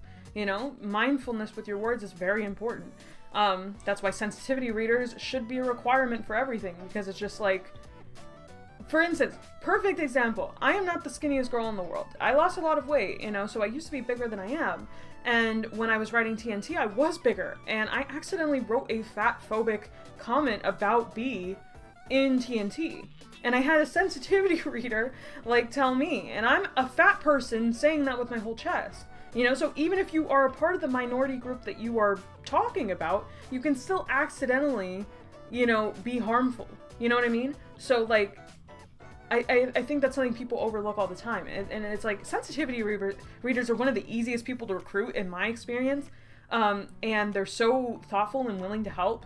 And it's like such a small thing to do, but it helps your story so much. Like, if you could do it, do it. Because it's just like, save yourself the trouble. You don't even have to do the work. Just bring somebody else on to do the work. Take responsibility for what you're doing, You could learn something. I kind of went on a different tangent, but I remember seeing a tweet about that not too long ago, actually. Akio and Utena is also an ENFJ. Why are we incestuous Big Brother figures? Fuck. It's time for us to change our whole personality type. That's the only thing we can do to avoid. Yes, writing stories with care, because you care about your audience as human beings. Exactly. Can Chris sing?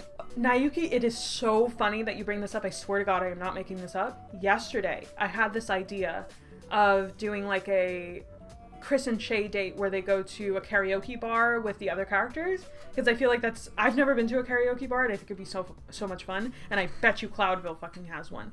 And Chris can sing. He can, but he's super, super shy about it.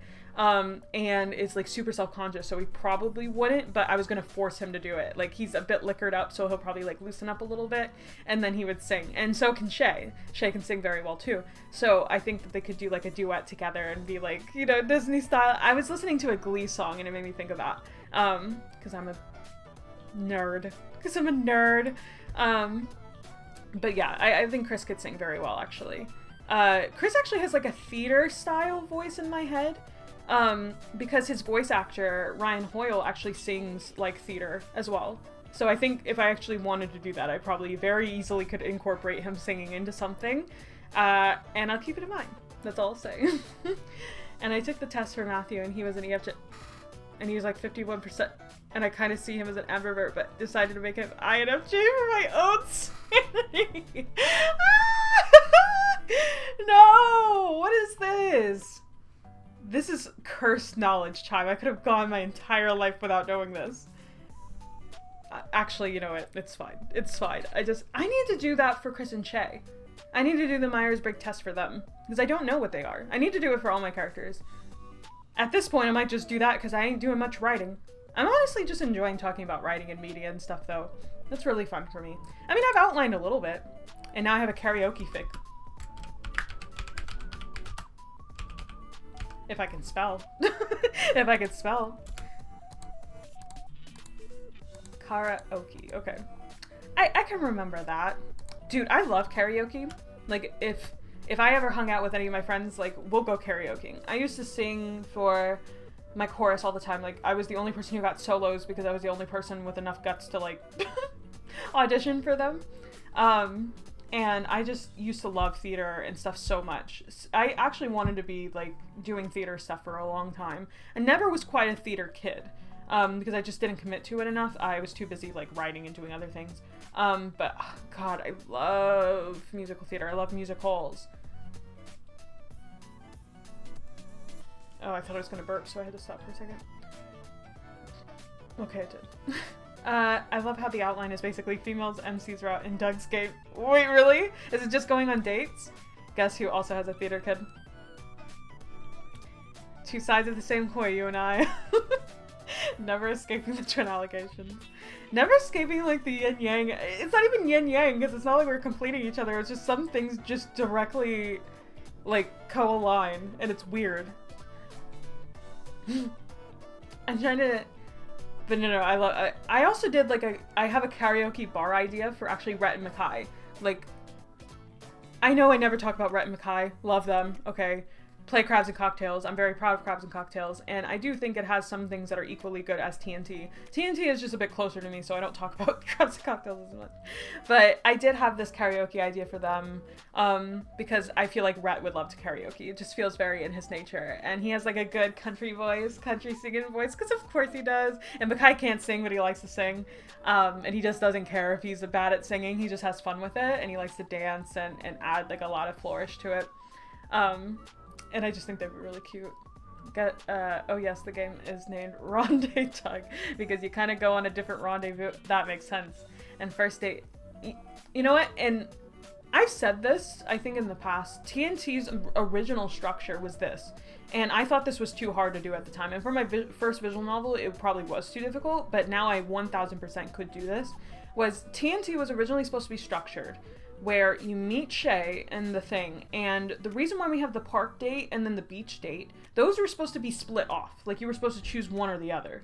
You know, do you want to go to the park or do you want to go to the beach? And then you would go to one, and then you could build your own love story with Shay. That was the purpose of the original structure of the game. And then you would get the end, and then, you know, get together, and then you would redo it, and then go on those other dates, and, like, build your love story in a different way. So it would be the same, it's still kinetic, like, you get the good end no matter what, but you got to have different specific dates and events with Shay, and different dialogue, and learn different things about him, basically. And then when you finish all of them, you would get the true end, and then you would get proposed to at the very end. That was what the original structure was supposed to be. And for a while it was that, but when we were outlining it, we realized, me and my programmer at the time, we realized that Chris was he needed more time to warm up to Shay because of all his shit. So we needed to include everything because it would have progressed too quickly without it. So if it wasn't for Chris's fucking personality, we would have tried the original thing, but it's fine. It worked out the way that it did, and that's why TNT is 1, so long, and 2, has, like, Chris get hurt in 2 fucking chapters. Like, he gets hurt at the park one, and then he gets hurt at the beach one, and it's because those were supposed to be one of 2 options, not back-to-back. But I was like, let's just do it back-to-back, who gives a fuck? But yeah, that was the cute idea for me to do, and I wanted to do it back then and do something kind of original, but, so I want to do the build your love story thing in the future, but I couldn't do it with Chris. I need a character who's a lot more willing to love and needs less character development than he does. So it still worked out in the end, but that was the original concept for it, and I will one day probably do it again. Oh, that's interesting. It's a bit different for Doug. It's rather linear with a few flavor choices and only a couple actual important choices. You just go through all the dates, and it makes sense for Chris and Shay. They both carry too much trauma to open up so easily. Yeah. And one of the first ideas I had for TNT was that they were both 2 broken people from past relationships working through it together, because I thought that was just a cute idea, and it added to the hurt comfort feeling that I wanted. Even though, not that I'm upset with how I did it, but I feel like if I were to write this again, I could do it better, you know? And I hate that. That's the worst part about being a creative, is that, like, you could always do something better, and so you want to go back and fix all your things that you did before, but it's just like, then you're never really progressing if you do that, in my opinion. You, like, have to keep going and not look back all the time. Like, if it's so far back, you could, like, remake it and stuff, sure, or update some things, but, like, I just don't want to rewrite TNT or anything like that, because then I feel like I'll never progress. But I always feel like I could just be doing it better, or saying it in a more nuanced way than I said it before, and so on and so forth. It's like, I hate it. But that was a fun idea for me, and I want to go more hurt comfort in the future because it's one of my favorite genres. I think hurt comfort is severely underrated, and it's like why I like good dark media so much, because when you do the legwork for your characters to be so wholesome and loving, and then you break them up, like that is the best kind of media there is, in my opinion. Like, you take a character that you want to have a good ending more than anything in the world, and then you just keep holding it out of reach to them, you know, but then you eventually give it to them at the very end. Nothing is more powerful. Like, it is a beautiful, beautiful thing. And I've realized that about myself, because for a while I was like, okay, I don't like dark media, I don't like dark media. And that is not true. I like dark media. I just don't like how people write dark media a lot of the time. It is so nihilistic. It is so defeatist. It's so not nuanced or sympathetic. You know, it has no tact. And I'm not saying this is all dark media, but there's a lot of people who just write dark shit for the sake of it being dark, like for shock value, or because it's like for cheap tears, you know, it's like cheap laughs. It's like you're just getting cheap tears. It's like, well, let's just kill this person. Let's just kill this person. That's not sad. What you're doing isn't sad. No one cares that you just killed someone no one cares about. What's sad is you killed someone who wanted good things, who strove for something, someone who feels like a real fucking human being that you lost. That's what's sad. Or torturing them or whatever. Like, dark media can be done so well, okay? But people just miss the mark all the time. And I get it, because it's hard. It's hard. It's hard as fuck. It's hard for me to do it. You know, that's why I don't do it. And if I did, it would take more time, because it requires more time. I get very passionate about this, because it actually boils my blood when people make dark media and then, like, they handle all these hugely sensitive ass topics, you know, and then, like, they just do it with no thought at all. Just putting it on paper, or like just splattering it around, and it's like, that's not art. That is just you using it to make people feel bad. Like, it's just, like, it's a little sick, in my opinion. Like, it's a little, like, disheartening. And it's just like, because you have all the ingredients, but you're not making anything. I love Hurt Comfort. It's one of my favorite. Hurt Comfort is probably my fave. Like, I don't like to hurt, but that's where the comfort comes in, you know? And, like, if you can feel comforted by media, that is so powerful, man. It is so powerful to fall into the arms of something that's not even real. Construct a place where you can derive comfort from. Like, the fact that humans have that capacity is crazy to me, and it's a beautiful thing. Beautiful. Castlevania actually did it really well. I love Castlevania, and there's really dark, scary moments, and the characters suffer a lot, but they earn their happy ending. Exactly. One of my favorite media, and I've gone on record saying this, is Berserk. And Berserk is problematic. It has its issues. But however, I do believe Berserk is written in a way that is ultimately hopeful. Horrible things happen all the fucking time in Berserk. It is almost, like, depressing. It is almost defeatist, but it never goes all the way. There was always an inkling of hope. There is always something that is, like, holding the main character together. And what a lot of dude bros who love Berserk always miss is that the story is about love. It's about the main character fighting tooth and nail to love and to, like, have a life and to build a better life for those he cares about. Like, and they miss that all the time. That's the fucking point. It's not about the blood and the guts, and that stuff is cool. The scary, the cosmic horror, all that is so super cool and interesting and beautiful. But it's only that because it has that heart to it. If it didn't have the heart, if it didn't have Casca, if it didn't have his friends, if it didn't have, you know, real things that it was trying to tell, then that shit wouldn't matter. It would just be an art piece. It would just be that. Like, when you add the context to it, it makes it so much stronger. And it just, it makes me so mad. It makes me so mad. People are so shitty. I hate it. I hate it. Quickest way to get me riled up is to talk about people making dark content and taking all the fucking heart out of it.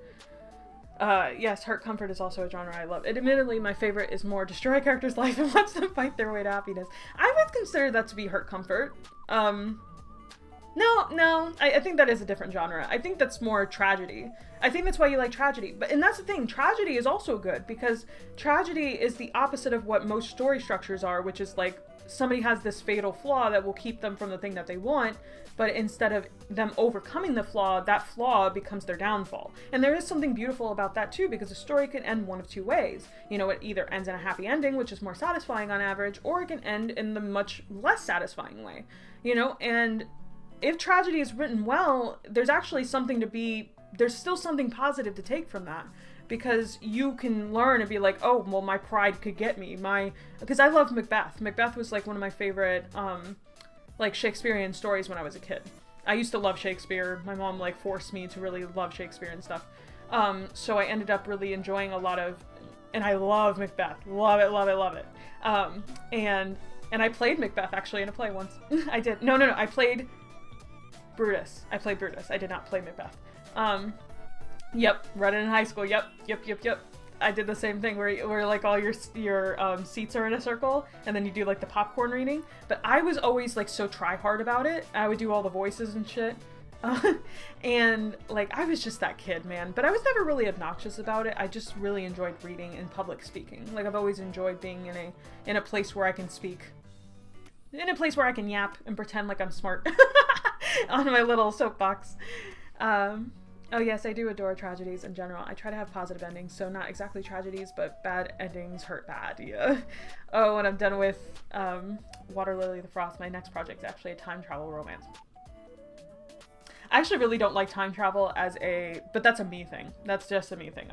Time stuff freaks me out, like all the time, so I don't really like time travel media because it just kind of makes me uncomfortable because I think too deep about it. But I can still enjoy it because there's like it's like I don't know, it's not my like go-to, but I'll enjoy it. I'll have fun with it. You know, I trust you guys as authors, so whatever you guys write I'll probably eat up, even if it's something I would never consume otherwise. The time travel romance is the game with Arcturus' love interest. Yeah, well, then I'm in, because I go where Arcturus goes. Sorry. I'm a simple woman. What can I say? Oh, my English class had so many drama kids, me included, so we were eating that play fucking up. I love that, though. That's so cute. Mine was really funny because everybody had country accents. So just imagine people reading Macbeth, but with the, like, thickest country accents you can imagine. Oh, so good. Minus me, of course. Country Macbeth. Yeah, it's beautiful. It's a beautiful thing. They were really getting into it though, which is it's so sweet. Like, save your love from dying. Yeah, I don't think I could ever do anything like that. I could never write a time travel thing because there's just way too much going on, and then also, like I said, I think too deep about it. But I like it, and I'll read a story about it for sure. I didn't really like Steins Gate. Does that say a lot about me? I think it does. Not that it was bad or anything. It's just not usually my thing. I love that plot, but kind of complex. Very complex. Very, very complex. It's why I don't write mysteries. It's also why I don't write historical stuff either, because it's just too much research, too many cogs. I'm not, like, it's too big for me. It's overwhelming. Even though, I know this is going to sound insane, but I feel like one day I do want to write a horror. I've always thought about that. I've always been like, I do want to write a horror romance. Because horror fascinates me and why it bothers me so much. And I think it's because it's like, I don't know, like, I have a love-hate relationship with it. Like, we are enemies to lovers, I don't know. But, like, I do ultimately like it. It's more than some genres. It's just that, like, I never felt like I could enjoy writing about it. And I think it's because I just don't understand it. But I think with more times that I expose myself to it, the more comforted I get with the idea of it, you know, and then I can make it my own. I don't know. And I think true horror comes from just character-specific stuff anyway, which is something I'm already doing. Like, if gone far enough, you know, you could take my real character's trauma and then horrify it very easily. Because all my characters have plenty of trauma and lots of things that happen to them and stuff. But if you add the horror lens to it, then it adds, you know, so. It's not on the top of my to-do list, though. It'll probably be a while. I feel like I want to be a better writer by that point. That's for future joy to figure out.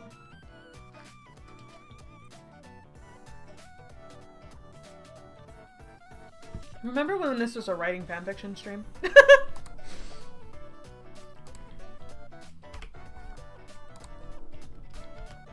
No, it's okay. I'm actually having a great time. And ultimately, that's all that matters. Shay would be scared. Yeah.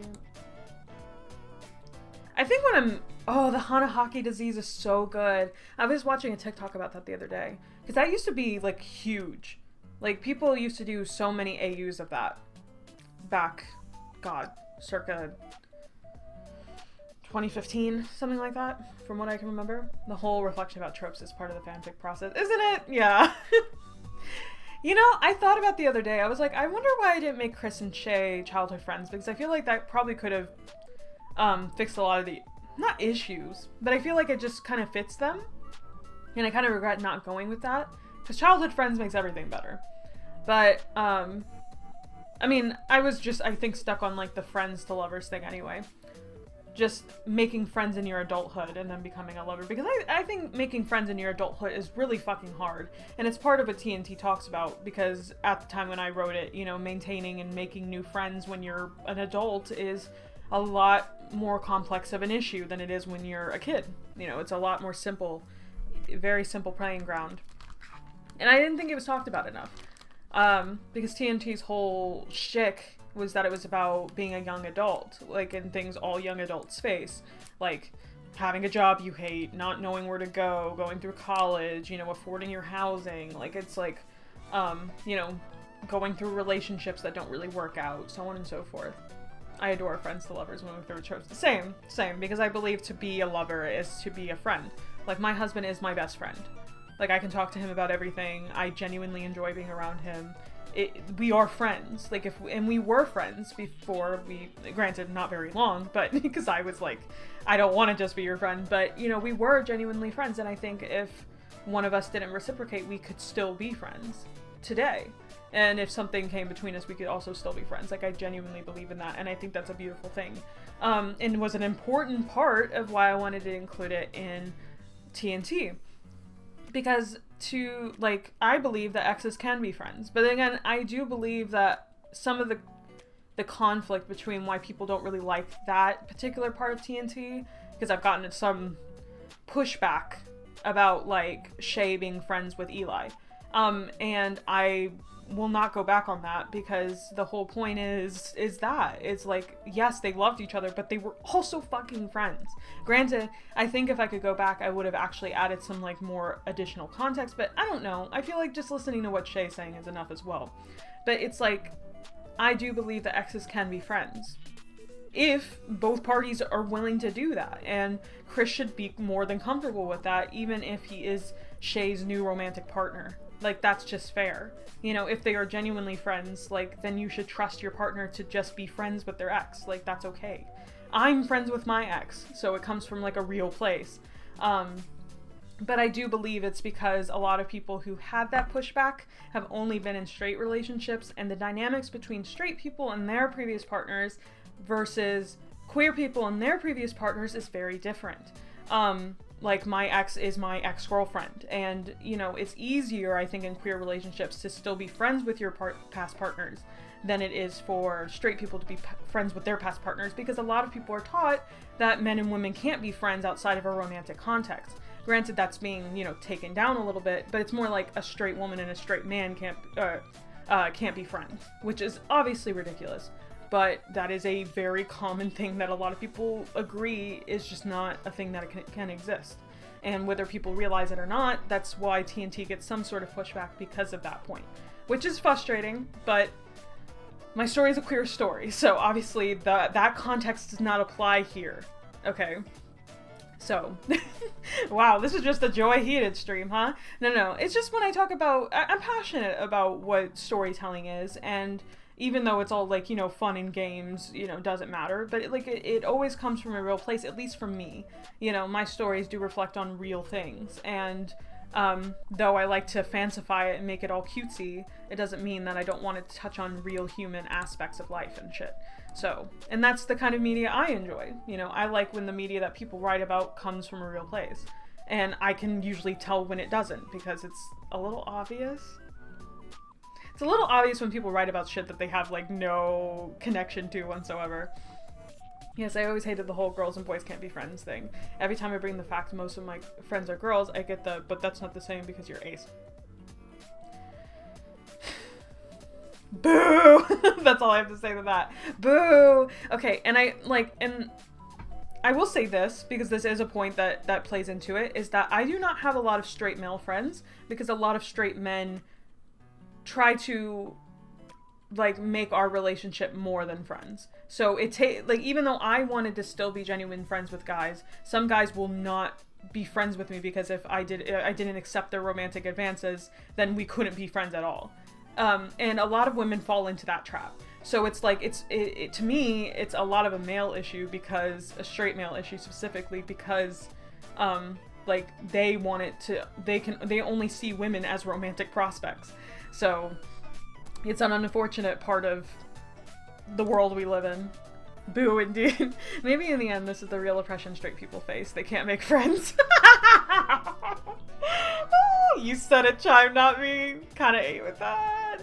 I agree, male issue. Unfortunately, because I've met many men in my life. Like, I think the one time in my life where I had the most male friends, and this is going to sound insane, was when I was Christian. Like, when I was super religious, was the one time in my life I had multiple good male friends. Now, some of them probably still had crushes or whatever, but, like, because of God or whatever, they didn't pursue it because of X, Y, and Z. But, like, and I do think it's a beautiful thing. I would love to be friends with everybody if given the chance, you know?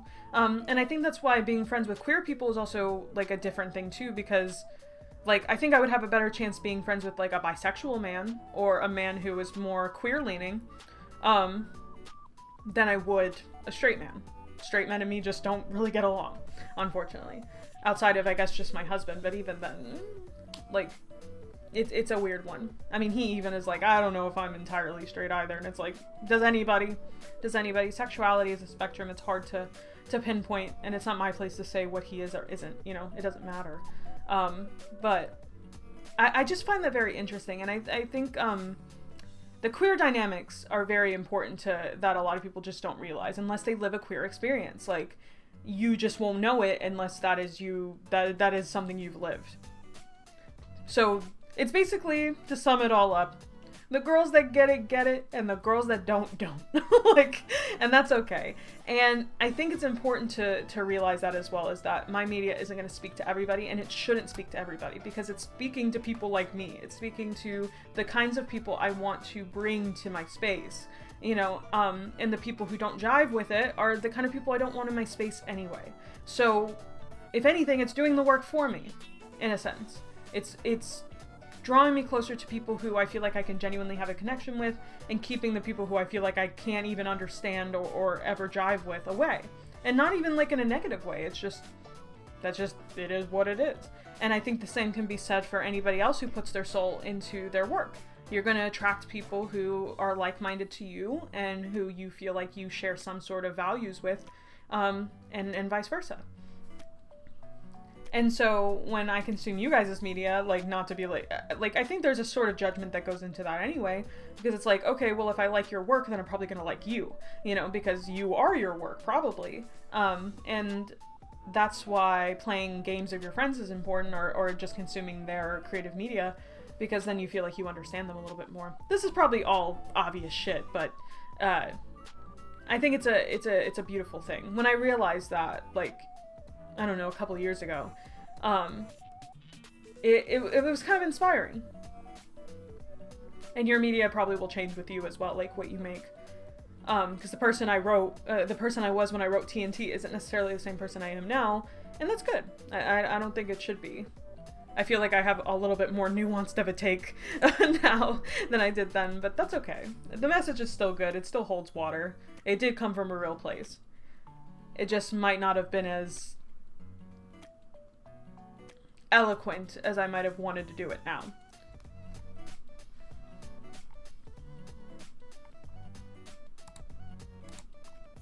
So much candy, Lord.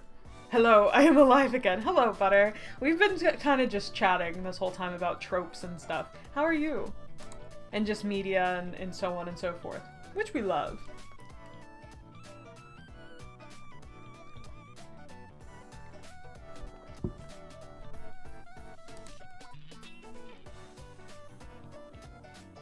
Apricot Festival, so cute. Favorite tropes. I'm trying to think of what we were talking about, like, hurt comfort, childhood friends, friends to lovers. I do want to write, like, an enemies to lovers thing, because I think that could be done really well, but it has to be slow burn as fuck. Love a slow burn, though. Love a slow burn. Is there a person out there that doesn't like slow burn? Y'all are just impatient. No, it's okay. I love a slow burn.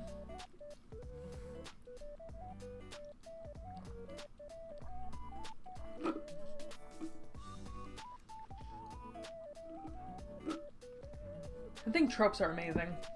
I love a cliche. Cliches exist for a reason, so... Is TNT slow burn? I mean, is it actually slow burn, or is it slow burn because the story's so fucking long that it feels slow burn? I never know. It's hard to judge, because of just pacing. Pacing is hard as fuck. But enemies to lovers, a good enemies to lovers really requires that slow burn. Because I want to see enemies to reluctant allies, to friends, to eventual lovers. And that's a lot of steps. That is 4 big ass steps you gotta take to get to the good. But the thing is, if it's done well, it's good every step of the way. And they need to be enemies. I've been seeing this on TikTok a lot. It's like, they're not just like rivals. Because rivals to lovers is a thing, and rivals to lovers is cute as fuck. Do that. But they need to be enemies. They need to be killing each other or trying. Like, they need to like have deep personal issues why they cannot be friends or even allies. Like, it can't just be like an office thing. Like, they need to be... I want to see people stabbing. Like, what are we doing? And I think people just don't commit to it enough because it's hard. So it's a trope that gets done poorly because it's just too hard to do. But that shouldn't discourage you. I don't see a lot of enemies to lovers stuff in the visual novel space, actually, unless I'm looking in the wrong places. That seems to be more of like a book talk specific thing. Book talk. Or it's just a book reader specific thing.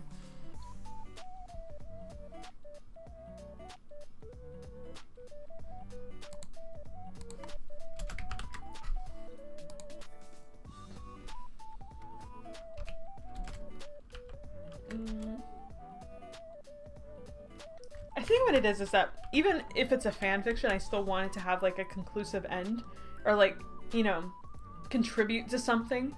And it's like, it's just a fanfic. It doesn't need to actually contribute to the story in any way whatsoever. They could just be farting around for like 5k words and then get off. But my vampire fic, I felt like actually contributed something to the grand scope, even though it doesn't really matter in the end. But to be fair, that kind of came when I was just writing. Oh, pretentious. You didn't see me misspell that. About the quality and how it can't compare to Granny's lemonade.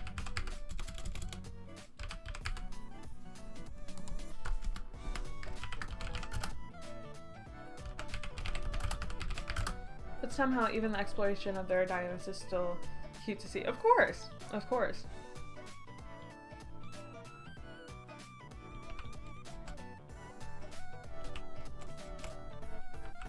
I love a good office romance. And I would write one, but I've never worked in an office space, I don't think. So I feel like I would do it poorly. But maybe if I just keep it vague enough, no one will notice.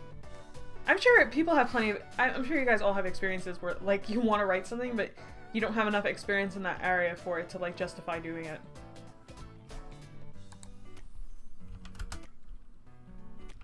There was another one that I wanted to do. Oh, something about construction. I know that sounds random as fuck, but I had this idea to do, like a romance on a construction site. And I swear this makes sense, but I don't want to talk too much about it. And I was like, I don't know shit about construction. Do I need to learn about construction just so I can see 2 men kiss? Like, is this worth it? The lengths in which I go for my art. The art in question that I'm talking about, I want to call bricked up. So is it really that artistic? I don't know. You be the judge. Oh, that would be interesting. That's sweet of you to say, but I just wanted to make a... Actually, I do want to experiment. The reason why I even want to make it is I want to see if I can make, like, one-shot visual novels a thing. Like, short-ass, sort of very satisfying bites. Like, people could just play the game, get like a nice little story, and then get out. Like, only spend maybe like 30 minutes with it and get gone. You know, just feel some things, enjoy your time, and pop out. Because I love one-shot fanfiction so much. And I used to just focus on only writing one-shot fanfiction because I could never contribute to a full idea back then at all. I could not. So I would just write little one-off fanfics, and that was really fun for me. And I would love to be able to do that in visual novel form. Now, Carrot, the way that you do it is smart because you have a pre-established world, but then you have your little one-shot things that people can experience if they're interested in the characters or whatever, but the main thing isn't required. And it's like, well, maybe I would love to do that with, like, Kristen Che and stuff, but I don't know. If I did that, I feel like it would have to, like, add something to it. I don't know. I know short stories are very satisfying to write. Absolutely. Like, I would want it to be longer than, like, an O2A2 project, but I would still want it to be shorter than, like... That's why I say it's probably gonna be, like, 5K. Feels right to me. From what I can, like, gather in my head. Because that's like a comfortable, like, I don't feel restricted at 5K. And I feel like I can actually get quite a lot done in that time. Because that's the point, I would still want it to be satisfying. And I'm an overwriter, like crazy. I write way too much. And then, like, sometimes I can't stop myself. Like, Lord of Lies, Jesus Christ. There's points where I'm going through that damn game and I'm like, bitch, are you still talking? Like, how are we still talking right now? Yes, that's one of the reasons I release a lot of short games. It's fun to write. And it's inspiring, because I would like to do it more, because all my games are long as hell that aren't Cassie. Like, Crabs and Cocktails was supposed to be shorter. It's 30K words, dog. That ain't short. Short to who? You. No one else. It still takes, like, 3, 4, 5 hours. Like, get out of here. I think it's like 10K is like an hour. I don't know. I looked it up a while ago. I always forget.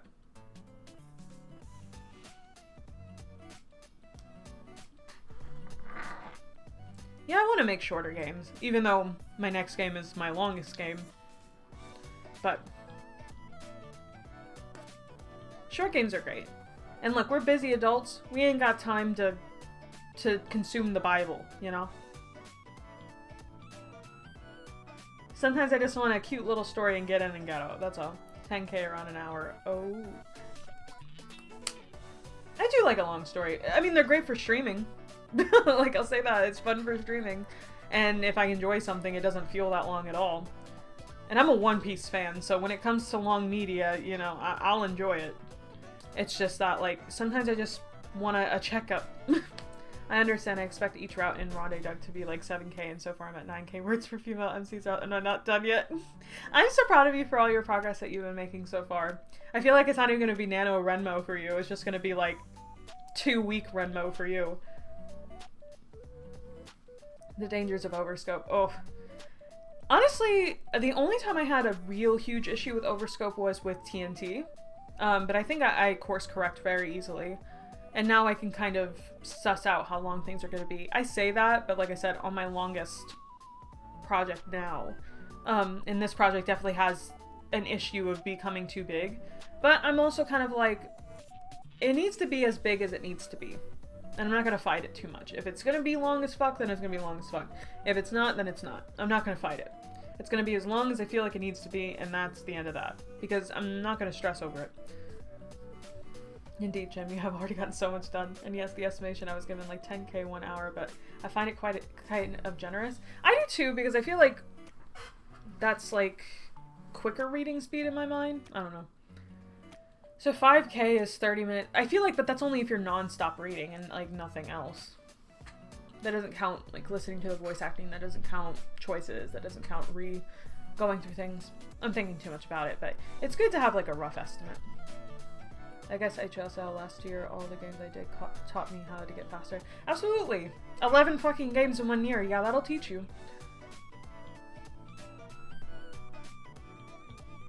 I sounded so angry when I said that. No, it's a good thing. It's really good. Like, and it kind of powers you up each time. Like, when I finished fucking Lord of Lies, I was like, oh, okay, cool, I can do anything now. I made a whole ass RPG in 3 months. That means I can do anything.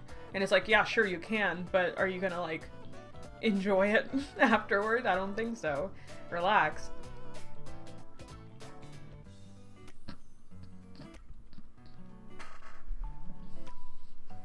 Everyone's insane in this community, I swear to God. All of y'all need help, myself included. But I think that just the thin line between passion and crazy is a very thin one. It's like, are we passionate or are we just insane?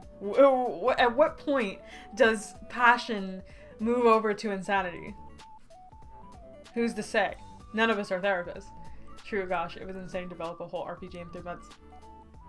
Yeah, it was. I accepted I was insane after that. I felt legitimately crazy in those last, that last stretch.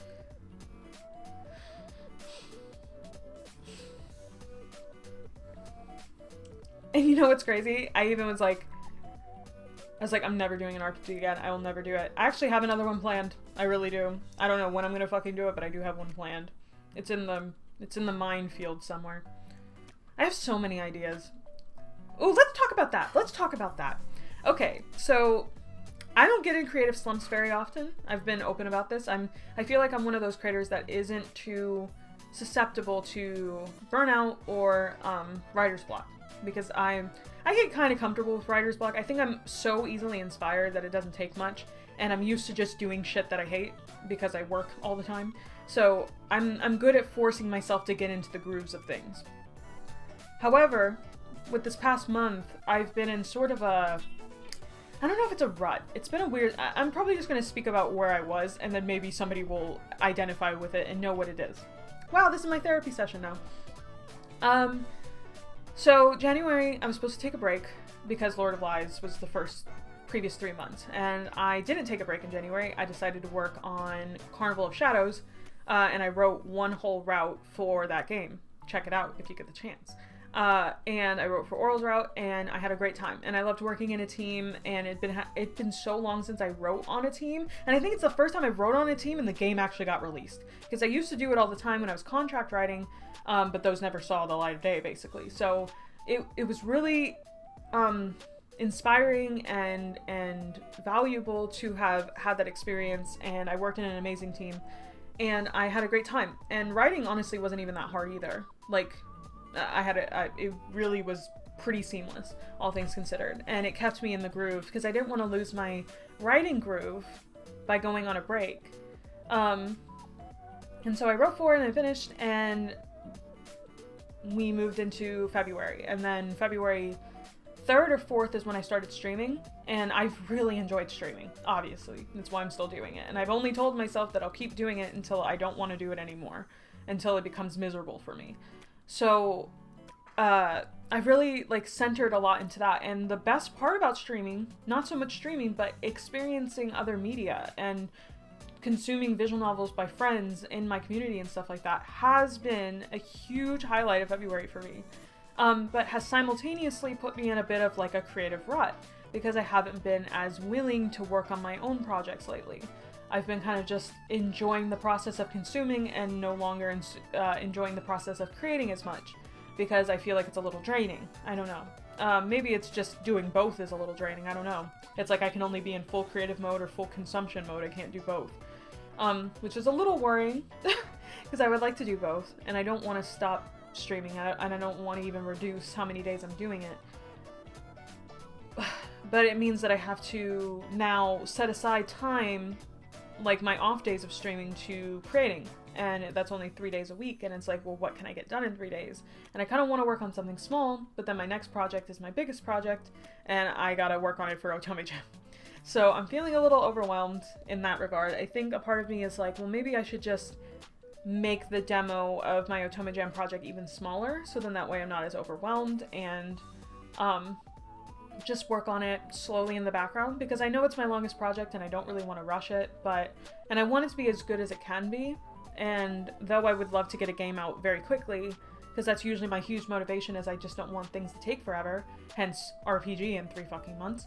I do like that I could pump it out really quick, and I am capable of doing that even with a full-time job, but I I don't know. I've never worked on something in the background for long term like that before, so it's a little nerve-wracking.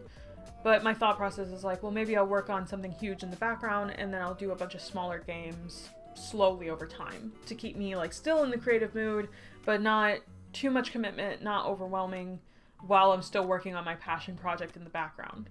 Oh, that is relatable. I'm in a dev break now, but God, I want to write too, but God, so a demo would be nice, yes.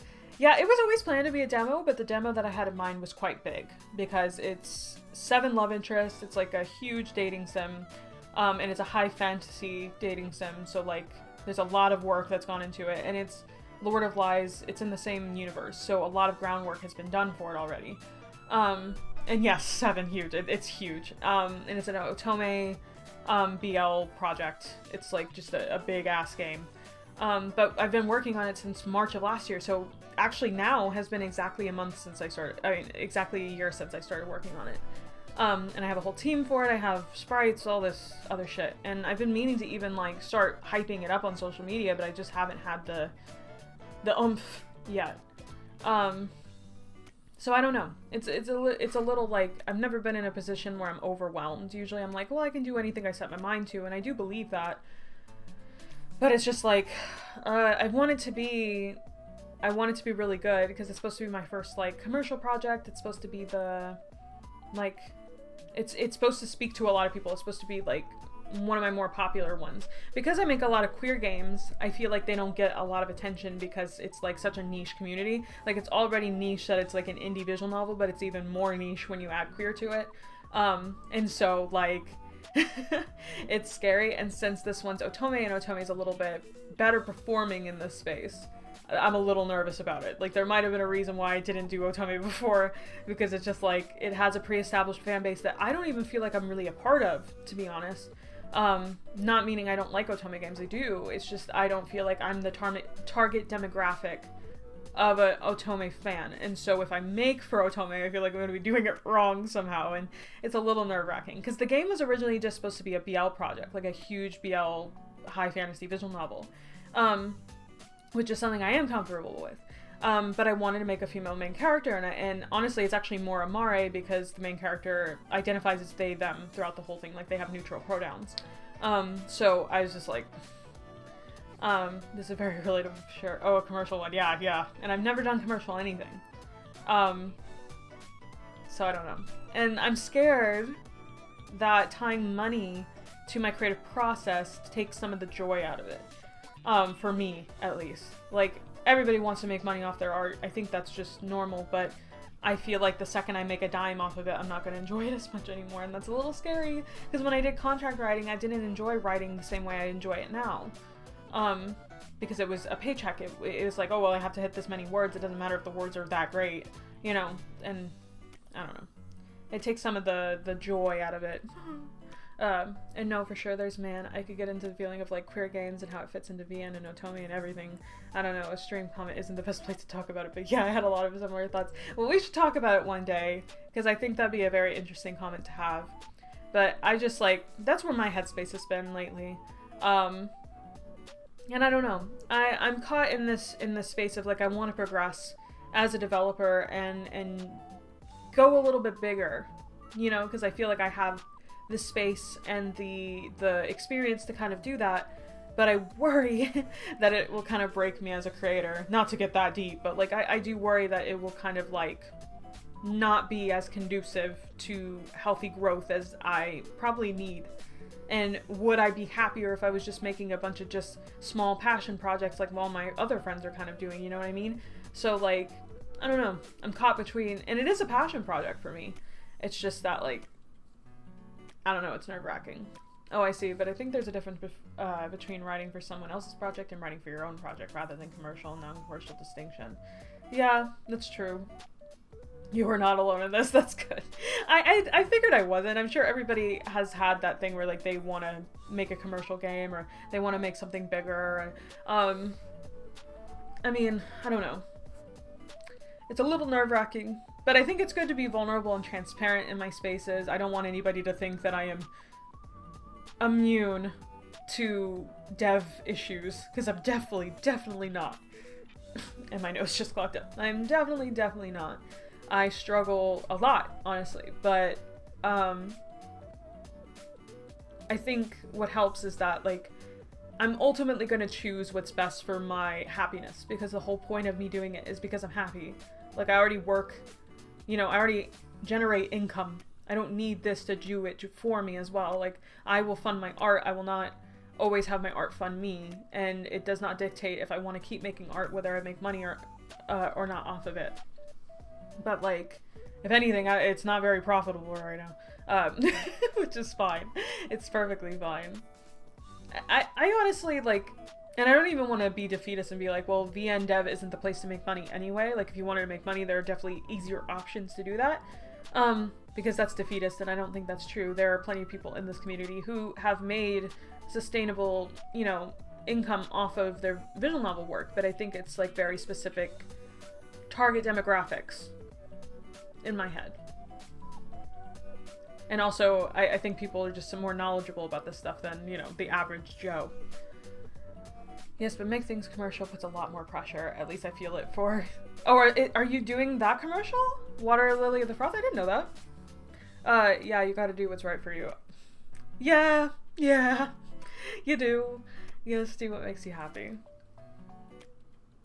I think it's also because I have a team with me, too. And though they've all agreed to work on a free project, I would love to, like, pay them back, or for them to garner something from it, you know what I mean? Or at least hope that the project is fun enough that that is payment in and of itself. But that's just hopeful thinking. Some people want to do comms, some don't, whatever you want to do. I'm too scared to ever make a commercial game, I think. Yeah, it's just, there's a lot extra pressure to it, Because it's like, at least there's a safety net in, like, if somebody doesn't enjoy your game, you're like, well, you didn't pay for it, so it's fine. Like, you can not like the game, but you didn't waste anything. But it's like, if they didn't like the game and they paid their money for it, then it's like, ee! Like, it's a little bit harder to stomach. Money's scary. And then, taxes and all that too. Maybe, talking about this makes me think I never want to make a commercial game. I swear. I don't know. I think, honestly, what might work better for me is to just do commercial DLC stuff. Because it's optional. And then that way... the people who want it, pay for it, and then maybe I can make, like, a quick buck off of that, but then charging for a main thing is scary. Because it's already hard enough to get people to play the game when it's free. You know what I mean? Like, and then you add the extra barrier of, like, not only do you have to go and find this game and dedicate hours to it, you also have to pay $5 to $20 or $5 to $30. And that's kind of a lot of steps for somebody to even play it in the first place. My first game was commercial, so it's really just a thing you get used to after time, too. That's true. Oh yes, this is one meant to be commercial. Horrible strategy, as it's going to be very niche, but that's something I've been wanting to try, hence the big pressure. I kind of explained it in the first devlog, but it's still going to be offered to all the people who support HSL. Well, it's less about money than developing other skills. That's actually a really good way of looking at it. I think I had a better strategy in the past where I was going to make an NSFW... Chris and Shay thing, and I still have it in the back of my mind as something I would like to do at some point, maybe even later this year for Josei After Dark. Just gonna plug that real fast. Wait, where's the thing? Wait, let me plug it real fast. Josei After Dark, everybody does. Working on this, hosting this jam. It's still something I want to do. And I think making a NSFW spin-off of a pre-established free game is probably a better, more profitable, smarter decision than, like, just making a whole-ass game and then charging for it, in my head, for me. So, honestly, NSFW Yaoi is the worst. That is also true. Okay, I'm so glad you brought this up, because I had this theory for a while, and somebody correct me if I'm wrong, but I think that I'm right when I say this, is General Otome... like, non-NSFW Otome does very well, because most of the people who consume Otome are not used to having NSFW content. However, in the Yaoi BL spaces, they're so used to it being sex, that when you don't do it, they suffer if you make, like, SFW Yaoi or BL content. And I don't want to say that, like, Tattoos and Tulips is doing poorly. It's just that, in some senses, I feel like it would be doing better if there was some sex in there. Just be honest. Just being real. Because that's the target demographic. And personally, I would like to see more SFW, yaoi, and BL, and I would like to see more NSFW otome stuff. If you're asking me. Hi, Richie! Thanks for dropping by the stream. This is a yap stream today. We were just blah, blah, blah, blah, blah, blah the whole time, talking about our creative processes and writing and so on and so forth. Feel free to share your stuff because I love to hear it. I love hearing about other people's creative processes and stuff. Yes, having NSFW works better for a male pro tag girl love interest than yaoi. That makes sense. Yep. And that's why Josei After Dark exists. Gonna plug it again. Josei After Dark exists for this reason. It was very important to Lacey, Snacks, and I that we have more NSFW games targeted towards women and for the female gaze. Because, you know, women like sex too, but we don't want sex in this very, like, crude, almost, what's the word? Thoughtless way. And we want romance too. You know, we want to have our cake and eat it too. And Josei After Dark is the perfect place for that. So if you've got any NSFW ideas that would be targeted and are romantic, or you want to do an NSFW DLC of your own previous work or something, I think this would be the perfect chance to start it. It starts July 31st and goes through Halloween. So it's months from now, plenty of time to prepare, and it's a pretty long jam that overlaps with Monster Jam, just saying. So keep that in mind. I'm getting better at the plugging thing. The other day I was wondering, oh, I think the most indie VN devs are girls. That's neat. Then the voice in my head was like, no, they're men. They just make the 3D porn games. You're so right. And you're actually absolutely right, because that was the kind of contract writing I did when I started. And a lot of them were weirdos. I'm going to be real, I'm sorry. And this is my own personal experience. They were kind of weird about it.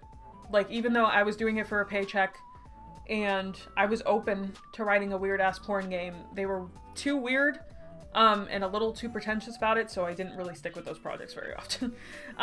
But yeah, in our very particular circle, I think a lot of us are just generally, like, queer and women. But I can't speak for the entire community. I don't know. Still waiting for my newest vid to upload, so I thought I'd drop by. Ooh! Yeah, I think I streamed one time when I was uploading one of my YouTube videos, like one of my VODs to YouTube, and the stream was like lagging to hell and back. So I won't do that again. But I try to upload them like immediately after I finish streaming if I can. Why is this so true? The 3D porn games is actually very, very true. They're very, like, no shade to people who enjoy it, of course, but I like our very niche, particular breed. I love the indie dev community. I think there's something very special about it. And of course I would say that, because I'm a part of it, but I mean, 90% of the time I love everything about it. Like, cannot complain. And I like that, I also feel like I have sort of a road that I can make. Like, if this was a town, if the indie dev VN community was a town, we all have like our little shops, you know, and it's like we're building this little cute town, and we all have our little places that we can stop and go to, you know. I have my regulars, I have my ones I usually go to, the ones I prefer, you know, but every once in a while I can go across town and maybe a new person comes in. Like, that's how I view it. I don't know, there's something very beautiful about it. It's very cute to me. And I like that it's small and sweet and compact, you know. And so when you notice new people come in, it's like, there's just something very beautiful. And I've seen it grow just a lot just in like just the year or two that I've been a part of it. Like, it's much different now from when I got into it, and I think in the next year it will also be very different. So I'm excited about it. I'm excited to see it change, and I'm glad that I have a building. I'm glad I have a space in it, you know, and I would like to stay in the space as long as it makes sense to stay. Better feel spoiled here, honestly. Oh, that's such an adorable and accurate analogy. I love a good analogy. I do. I'm really annoying about it. I think I get it from my dad. My dad was really bad about that. He would just make everything a fucking analogy. Such dad behavior, isn't it, to do that? But I always like, I'm like, ooh. I don't know what it is. I don't know what it is. Maybe it's endearing.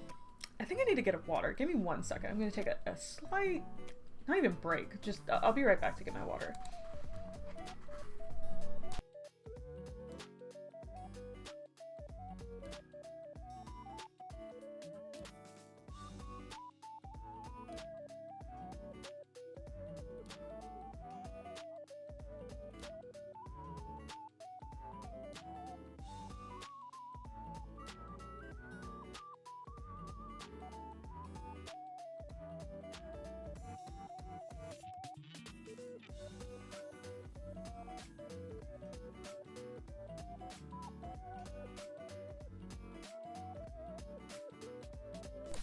We back and unmuted. Yeah, our dads are both named Dave. Yeah, my dad's name is David, and super common ass name. I think a lot of people's dad's names are David probably, but that's cool that we have that in common. And I'm sure that Gidget's dad is a lot better of a dad than my fucking dad was, but you know, it is what it is. I do contribute a lot of my creativeness to my father, because my mom isn't very creative at all. And she'll tell you, I mean, she is, everyone is creative, but the things that she's creative in, she doesn't make art. She likes making houses in like Minecraft. That's like her shtick. She used to do a little bit of poetry when she was in school, and that's about it. She's a big media consumer. My mom is like a huge movie buff. She has like over 1,000 movies. So I used to watch movies galore growing up, like all the big ones.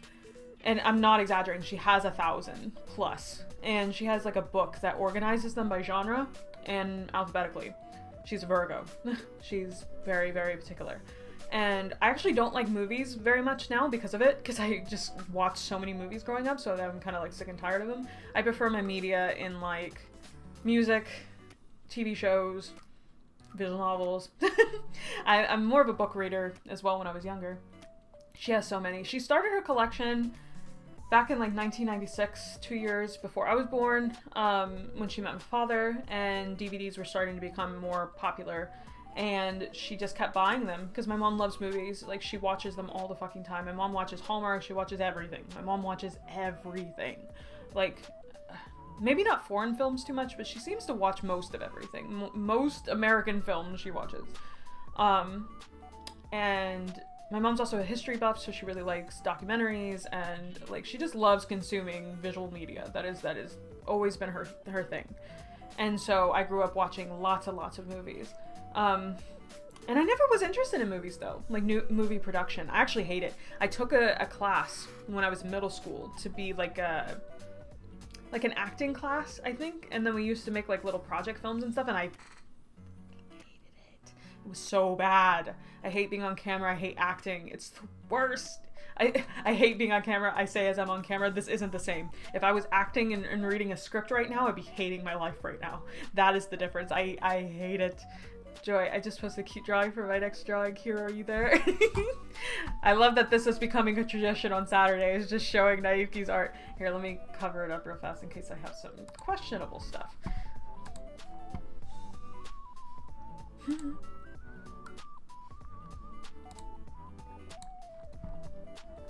1 second.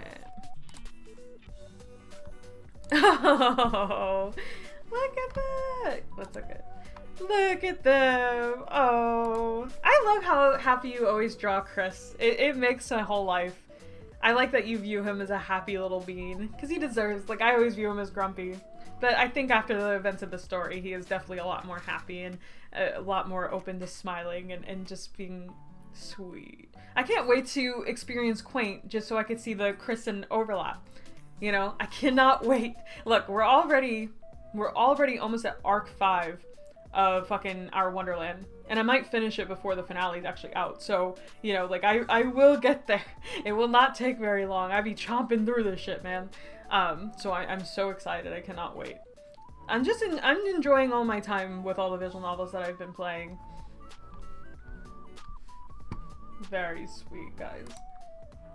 Oh, Richie, I saw your tweet where you finished Lord of Lies. I've been enjoying watching the series. It's been really fun watching other people play it. And I'm sorry with some of the bugs. I do say on the itch page that I made it in 3 months, and it's only just me. It was not a crew of people, it was just me who programmed, wrote it all, fucking got all the art, all that shit. Like, it was a mostly solo project. So it was a bit rough, and even with the update, there was a couple things that I missed and some obscure bugs that I didn't find.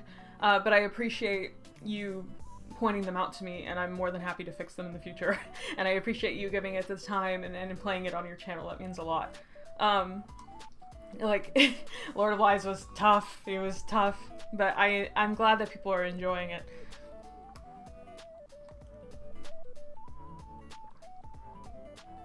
I'm glad. I'm really excited for Quaint. I'm telling you, I cannot say. I remember seeing Quaint before I even got into indie dev. And because I was only looking for BL media at that point. because BL media is something I consume almost exclusively at one point in my life. And like I was like, man, I can't wait to play it. And at the time, I think it was like, God, it was so long ago. I want to say that like only like the first part of it had come out. And so I was like, okay, I'm gonna play that when I get the chance. And then just I got so consumed in making content and all this different shit.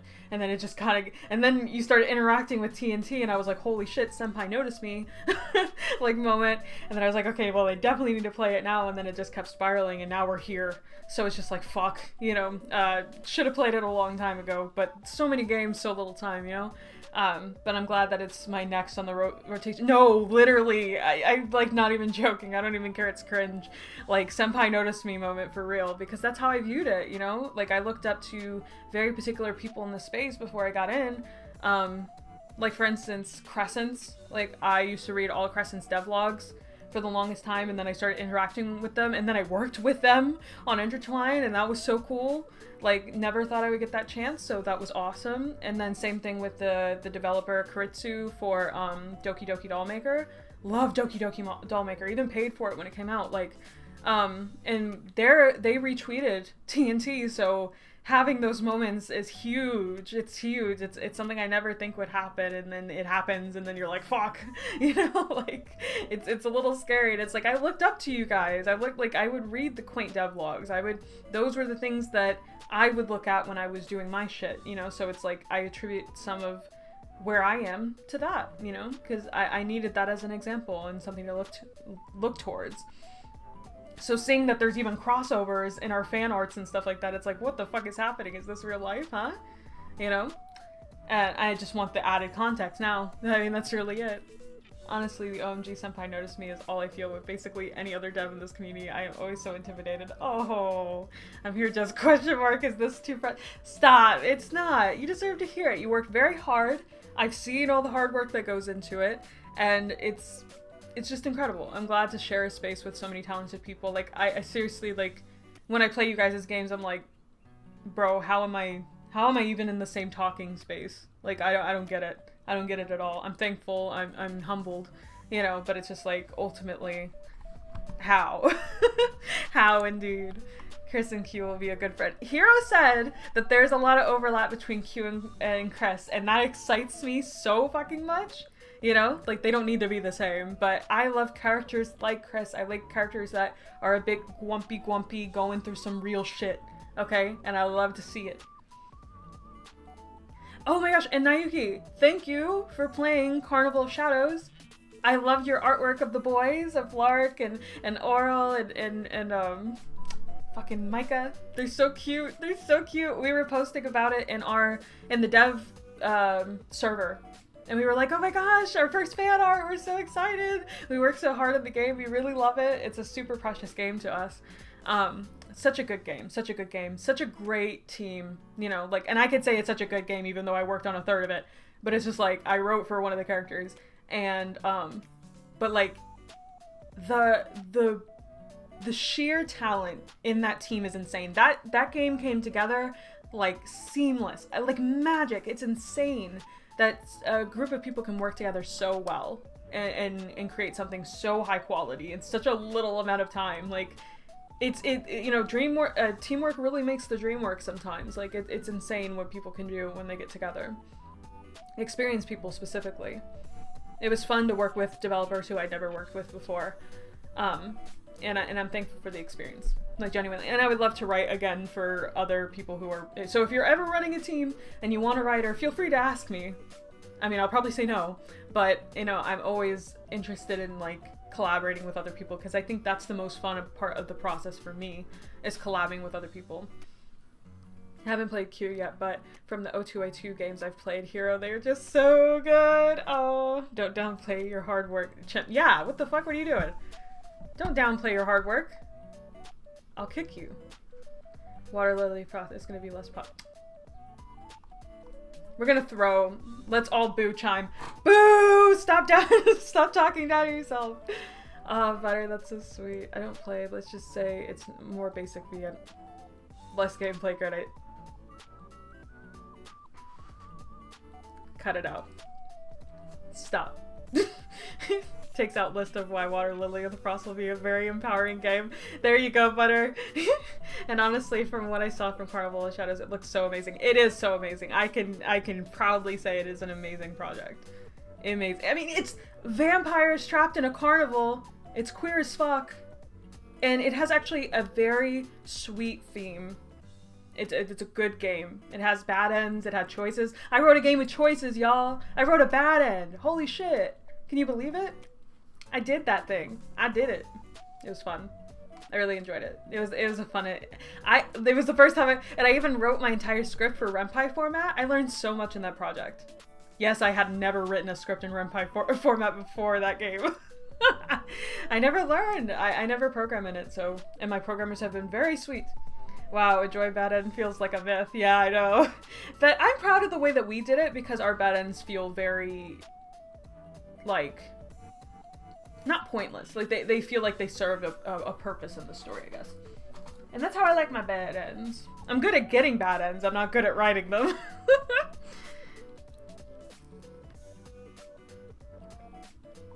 I love it. After I finished 3 routes, I drew them. Ooh, who was your favorite?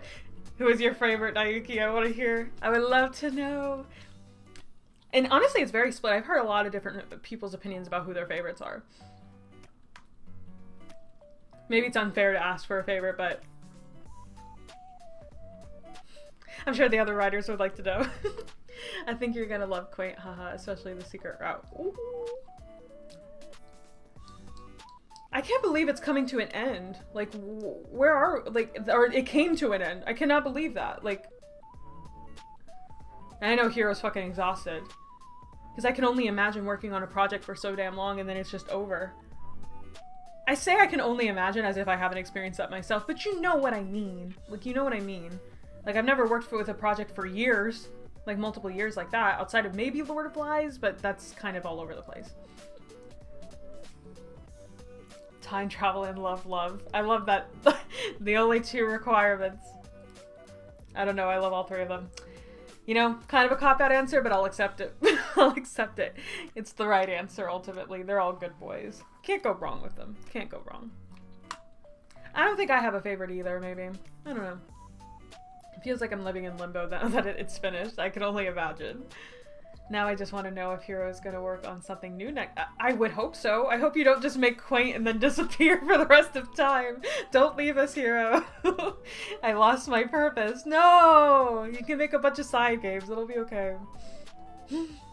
And yes, in like such a project, you're going to see it, but it really goes beyond most Ren'Py games. Oh, I use of them, Hero. More love. Huge kudos to you guys for being able to commit to projects that big for so long, you know, and seeing it develop and change and grow, and then it finally just come to an end. I can't even imagine that. Maybe my next project will be that kind of project. I don't fucking know. Honestly, with the size of it, it would make sense to do it that way. So we'll see. And the animation, by the way, gosh, yeah, y'all do an animation going the full fucking 9 yards. All right, Hero, the half-demon one, please do it next. Start it now. I love to Chris wear a veil. A veil, Nayuki? A veil? Is he getting married? We need Myro and Mahiro and cute. See, I feel so left out. I don't know any of these things. It's okay. It's okay. I'll learn, and then I'll bug all of you. Bride Chris. Chris is so bride-coded, isn't he? I was gonna say he's gonna be a bridezilla, but that's not. No, he'd be good. He'd be good. He'd be a good bride. He's my good boy. He could do no wrong. Again, remember when we were writing fanfiction? I'm so bad, man. I'm so bad. I won't even struggle to find a bouquet. That's true. That's so true. That's so true. Yo, their wedding, we kind of... This is bad that I thought of this comparison. Is it bad? I feel like it's like Bella and Edward's wedding. It's just like in the woods and there's just flowers everywhere. Like, kind of a gorgeous wedding. Gonna say, Twilight ate with that, to be real. Wedding DLC when... I don't know. I feel kind of nervous about writing a wedding thing. I don't know why. Maybe because I haven't experienced a wedding. Like, not even my own wedding. So maybe if I experience my own wedding, then I'll do it for somebody else, but I just don't know. I love weddings though. I really do. I love going. I cry to every wedding I ever go to. Q and Chris wear veil. Yeah, they are beautiful. I love it. Oh. Got me blushing over here. I'm planning it right now, reading stuff and sketching, but I'm also taking a little break because I'm sweat. Please take a break, hero. Take a break.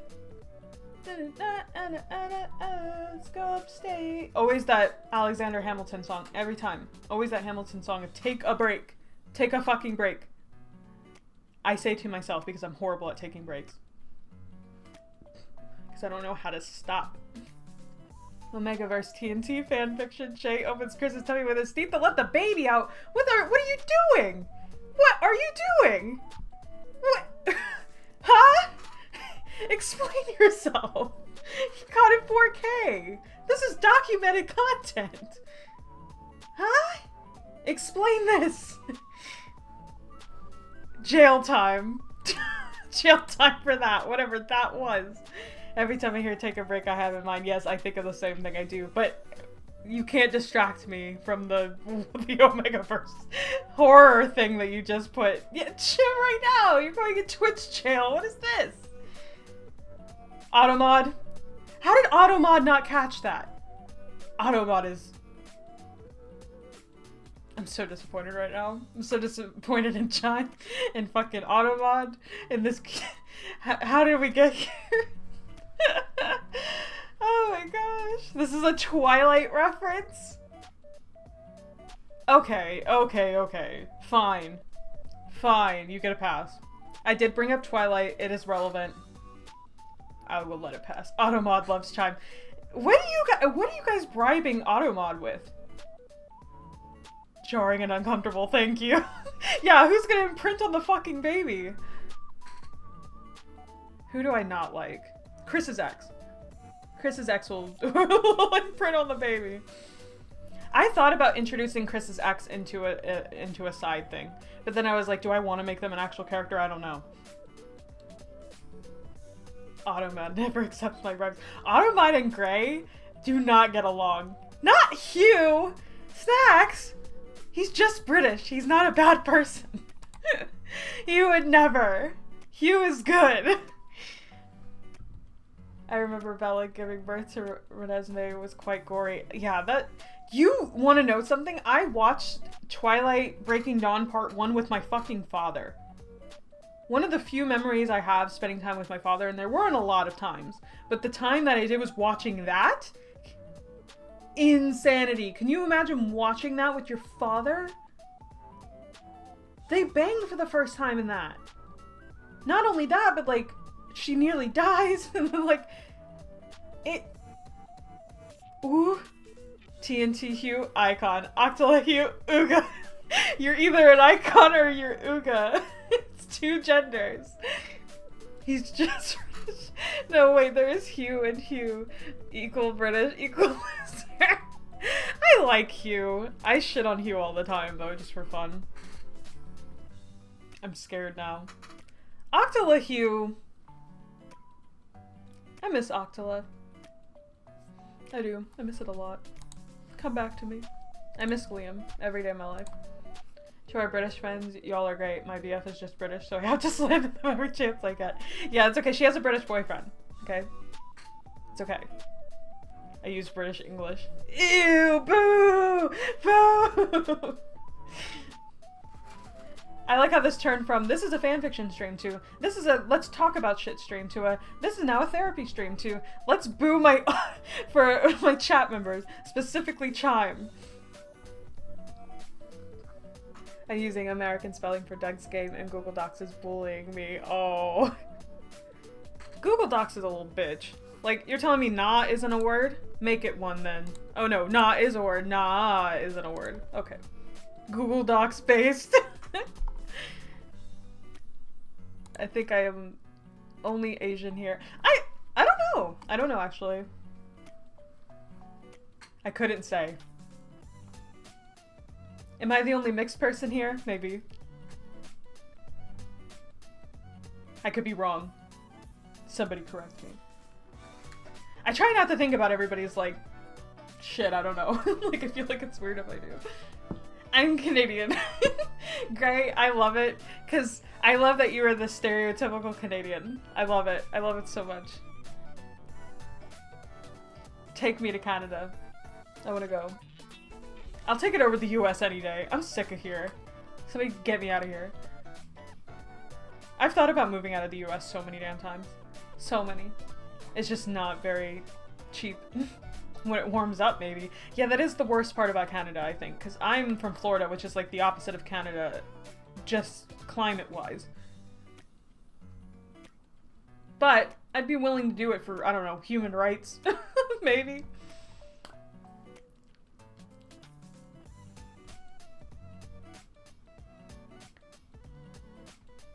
Trapped in France, dries his tears with a baguette. There's an infinite baguette glitch in Lord of Lies, and I don't want to take it out because it's just too funny to say infinite baguette glitch. Well, there's problems, but there's problems everywhere. Exactly. It's more just like the lesser of two evils. Very Witcher coded, just, you know, it's gotta be better than here. At least slightly.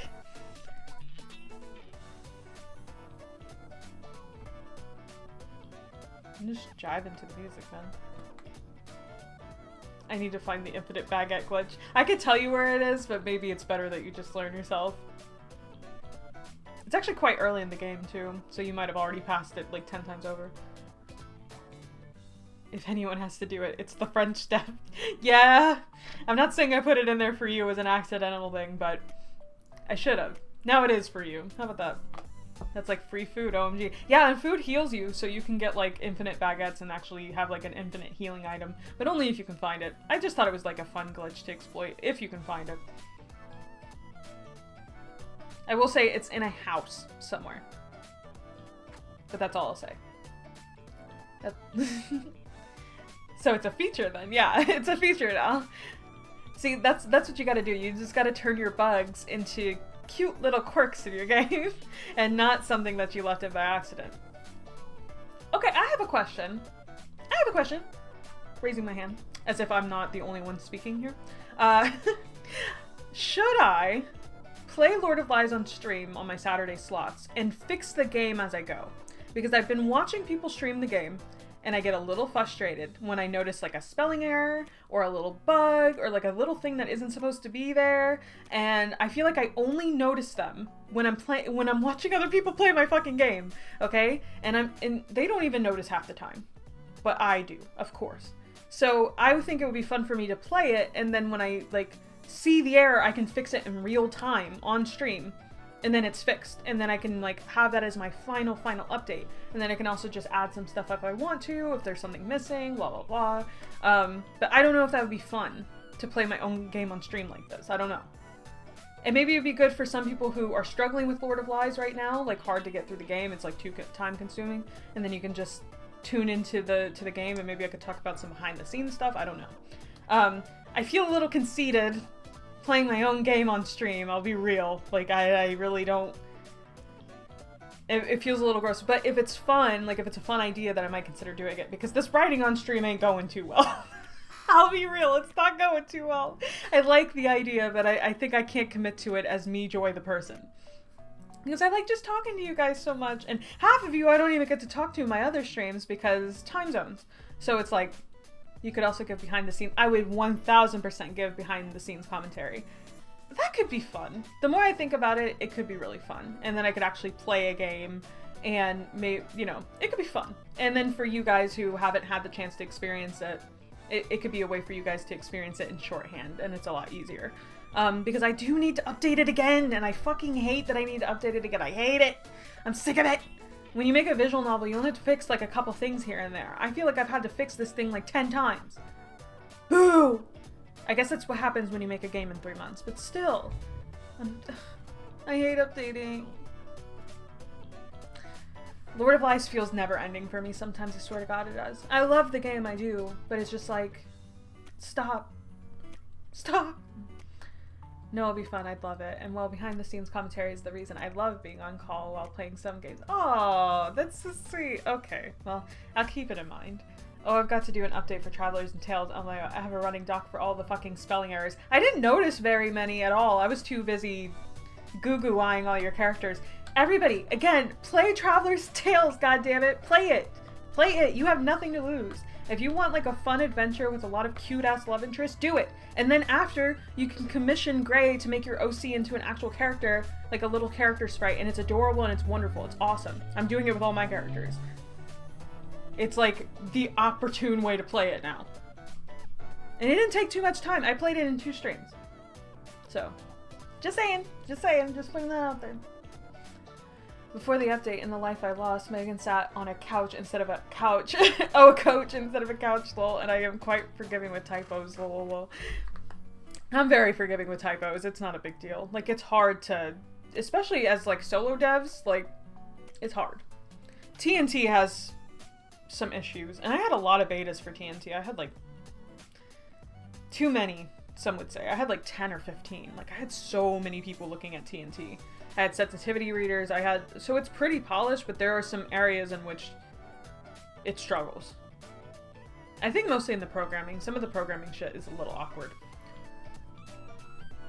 We forgive and cherish the typo. Yeah, I can't pronounce that. Gosh, that makes a lot of typos indeed. Yeah, and the more words you have, the more chances to make typos.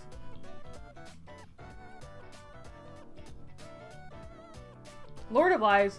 Oh, Lord of Lies has one of the worst typos ever. And we made a joke out of it in our group chat. Okay, so I can't spell opportunity. I'm just gonna say I can't. When I spell opportunity, I spell it like this.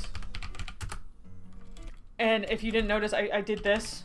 Opportunity, like per. And so Lacey kind of got on me a couple times. And she would go, opportunity, and she would do like the nail emoji. And now every time, I cannot escape it. I'm so disappointed. Opportunity I can't spell very well. Definitely I can't spell very well. See, I can't. What's another one? Absolutely I can't spell. Oppenheimer. I can't spell, guys. It's okay. You're seeing the behind the scenes that I can't spell. And if it wasn't for, and it's so funny because you think the more times you use a word, you'll spell it better. Not if, no. No. You're wrong. Oppenheimer, I'm screaming. Yeah, so opportunity became a bit of a meme. Okay, I think that's what I'll do for next Saturday then, is play Lord of Lies. I've been consuming a lot of Lord of Lies content from other people playing it, like Boxcat played it, and then Richie played it, and would recommend both. They both were troopers. Especially Boxcat, because Boxcat's game, okay, so the game started lagging. I think it was her computer specifically, not so much the game, but her computer was lagging, and she was finishing the game, and the game was, like, going slower, like at half speed. And so all the text was half speed, all the fights were half speed, all the walking was half speed, and she finished the fucking game still. She was a trucker. She went through it, and she finished the fucking game even on half speed. She beat that game's ass. Okay, beforehand, she literally only died once, and it was at the final boss, and she only died once. Like, in the entire game. She was over-leveled as fuck. She knew what she was doing. Like, great stream. Amazing stream. She was awesome. Huge trooper. Like, I was so honored that she was enjoying the game enough to still keep playing it, even with the inconvenience of just lagging. And she was such a good spirit about it, and had fun with it, and I'm so thankful. That was very, very sweet of her. Box is OP as fuck. Yeah, real. I get my ass kicked in that game. Yeah. I tried to make it easier with the update too, but I didn't want to make it too easy. Like, it's supposed to be still challenging. But some people found some exploits that really do make the game kind of too easy. Like, you can, if you physical attack enough, it makes it easier. Certain party members in your group make it easier. If you have enough gold and then you buy a shit ton of meteor scrolls, it's easier. Like, there are ways to exploit it and make it easier, but if you play it a very specific way, it will be harder. Actually, I think I haven't gotten a game over so far, but Charles definitely died during a fight. Yeah, Charles is very weak, so it doesn't take much for him to die. How far are you in Chime? Not to be like, how far are you in my game? But it's just like, I'm just curious. Lol, I could never. I see the infinite begin. I have gotten so many game over. Oops. Oops. I appreciate you sticking it through, Gray. You're like me with Dragon Age, where it's like, you know, just keep dying, but keep trucking nonetheless. But that's not on you. I'm just bad at video games. Me too. I'm horrible at video games. I'll say it with my whole chest. I'm not good at them. And I take no pride in being good at a video game. I don't give a fuck. I just want to have fun. If I'm having fun, then that's all it needs to be. I'll die as many times as possible. I think I'm midway through Act 3. Holy shit. Okay. You're almost done. Because Act 3 is like so short. Act 3 is the shortest act in the whole game. So, you'll be through with it very soon. I'm right at the start of Act 3. I have distracted in the Dragon Age grind. No, that's fair. That's fair. I don't fucking blame you. Dragon Age is awesome. Even though when you get to Inquisition, you're probably going to slow down. Because I have never finished Inquisition. Because some of the quests take for fucking ever. And there's so much just like bullshit you can do in that game. That like, because they tried to make it like Skyrim. Where it's like, it just goes forever. I've never finished Inquisition. I always watch other people finish it. I know how it ends, like, I know how all the DLCs and shit end, but I've never finished the game. The farthest I've gotten in was like, I can't even remember. I would get like all my party members and then stop. No, I was having a meltdown yesterday. And Inquisition? Yeah, I don't blame you. Because it's so overwhelming. Yeah, it's really overwhelming. Now, you can kind of pretty much skip all the side content if you want and just focus on the main game stuff, but like, Inquisition is not great. I mean, the story is fine, ultimately. I do like it, but it's like, the gameplay-wise is very counterintuitive. Why do I keep getting unknown numbers? Leave me alone. I got 2 numbers, 2 people calling me from Ethiopia this morning. I'm like, huh? What do you want to talk about? I ain't got nothing for you. You don't want to talk to me.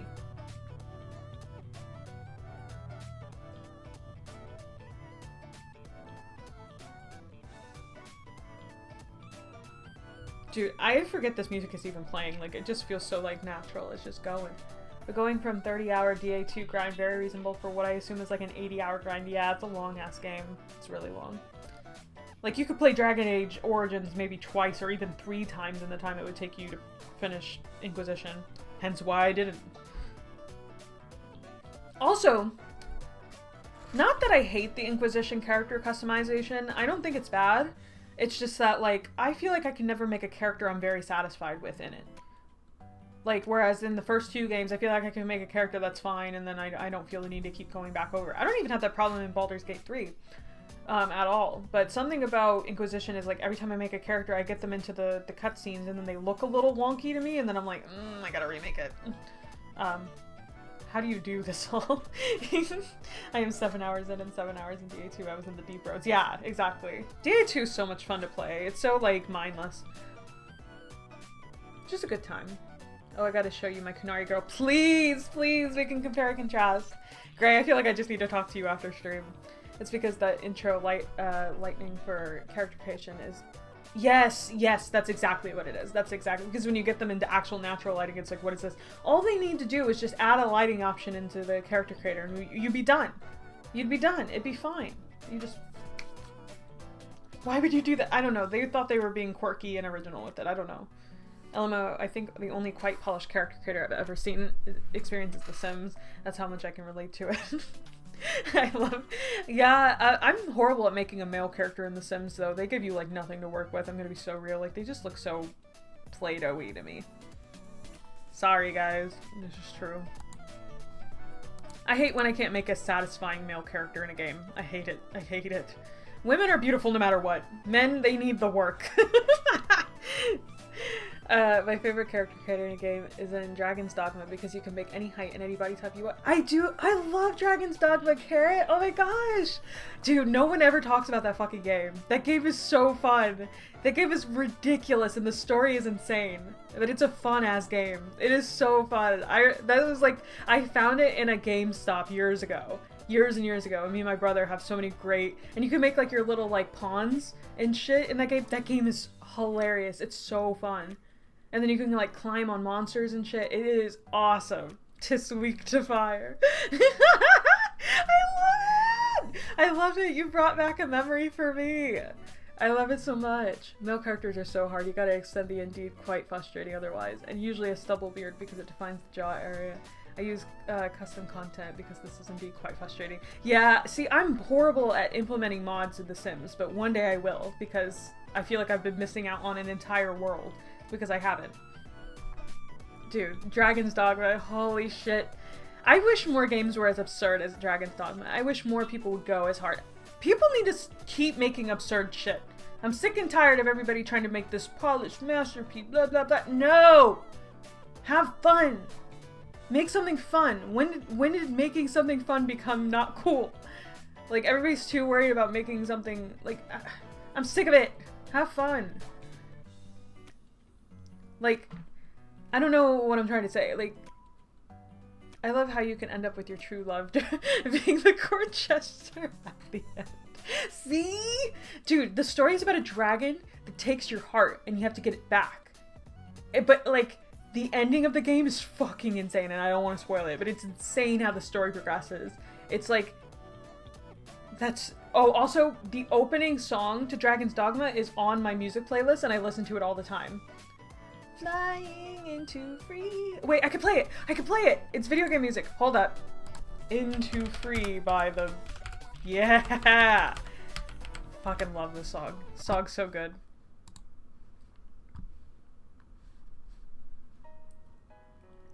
When did this become a Dragon's Dogma stream?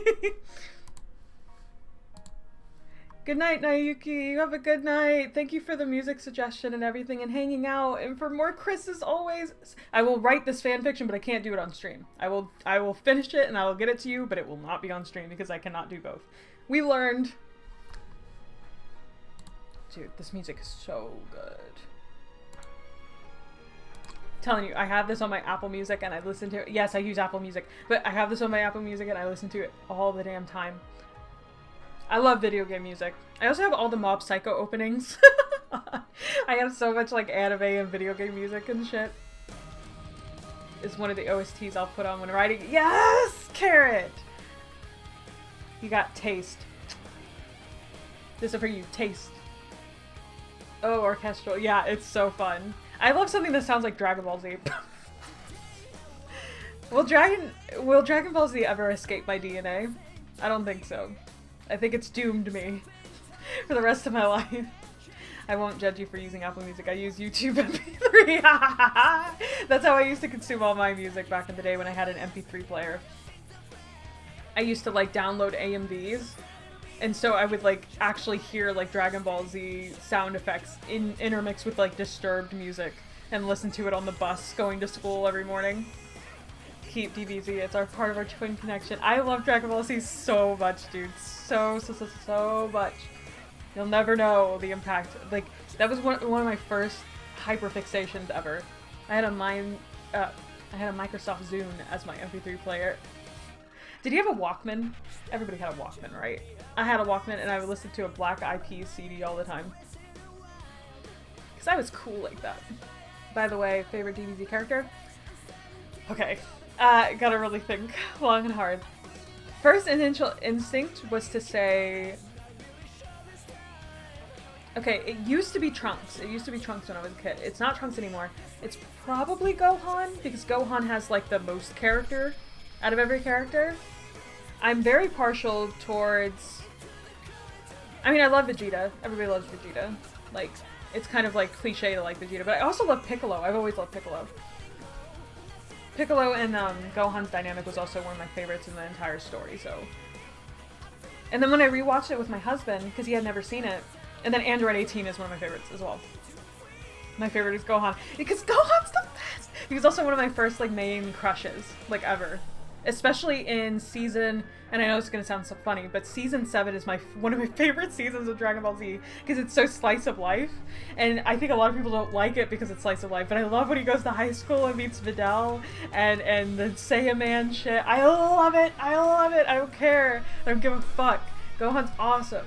And I had a huge crush on him because he was so, like, he's so tough and strong, but he's smart and he's sensitive, and, like, he's just, like, he's the boy next door. He's just perfect. I love him. He makes me blush. I like him a lot. I like that he is the perfect mix between, like, Vegeta's intelligence and shit, and then Goku's like good-hearted nature, so he's able to have both. Have the cake and eat it too. And I like Kid Trunks a lot, and I like him and Goten's like, I love Goten a lot too. And then he has a little brother. Yeah, if it wasn't for Gohan and Goten, we wouldn't have Lawrence and Charles, because like, come on, the big brother, little brother dynamic is just so cute. Yes, honestly, I really love the whole slice of life portion. Those are my favorite parts of Dragon Ball Z, where the characters are just doing stuff together, because I like how they build like this weird family, you know, over time. Like, it's so fun and so underrated. What, he is a big brother? Yeah, he's a big brother. I love Gohan. Gohan is everything. And he's a perfect husband. He's a good father when he becomes one. He's amazing. He's incredible. Charles and Lawrence's dynamic is inspired from Gohan and Goten. Sort of. I think they're a little bit more aggy towards each other. But like, because Gohan is very sweet to Goten because Goten is sweet. But, you know, and Charles is a little bitch. I say affectionately. I think Charles is one of my favorite characters in Lord of Lies, but like, he's a little bitch.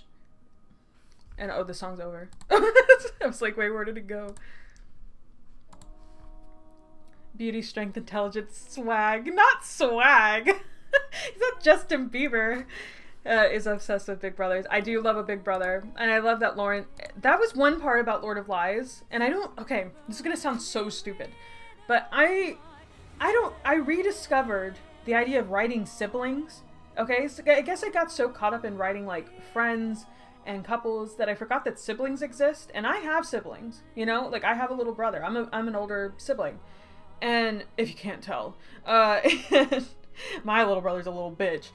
So like, it's fun to write sibling dynamics and stories, and I rediscovered that with Lord of Lies, because, you know, Prince and Gala are also, you know, brother and sister, and so it was just really fun for me to rediscover that, and like all the familial ties in Lord of Lies, like that's a really fun part of the story for me. Gohan could be Justin Bieber if he wanted to. I don't know what to make of this. Honestly, I would like to explore sibling dynamics more. I guess Navidad is a way of doing so. Yeah, absolutely. I think that's one part of it that I really like about that particular story. Look, Out of the Suitcase is one of my favorite games of yours. I don't think Out of the Suitcase is anybody's favorite fucking game, but it's one of my favorites.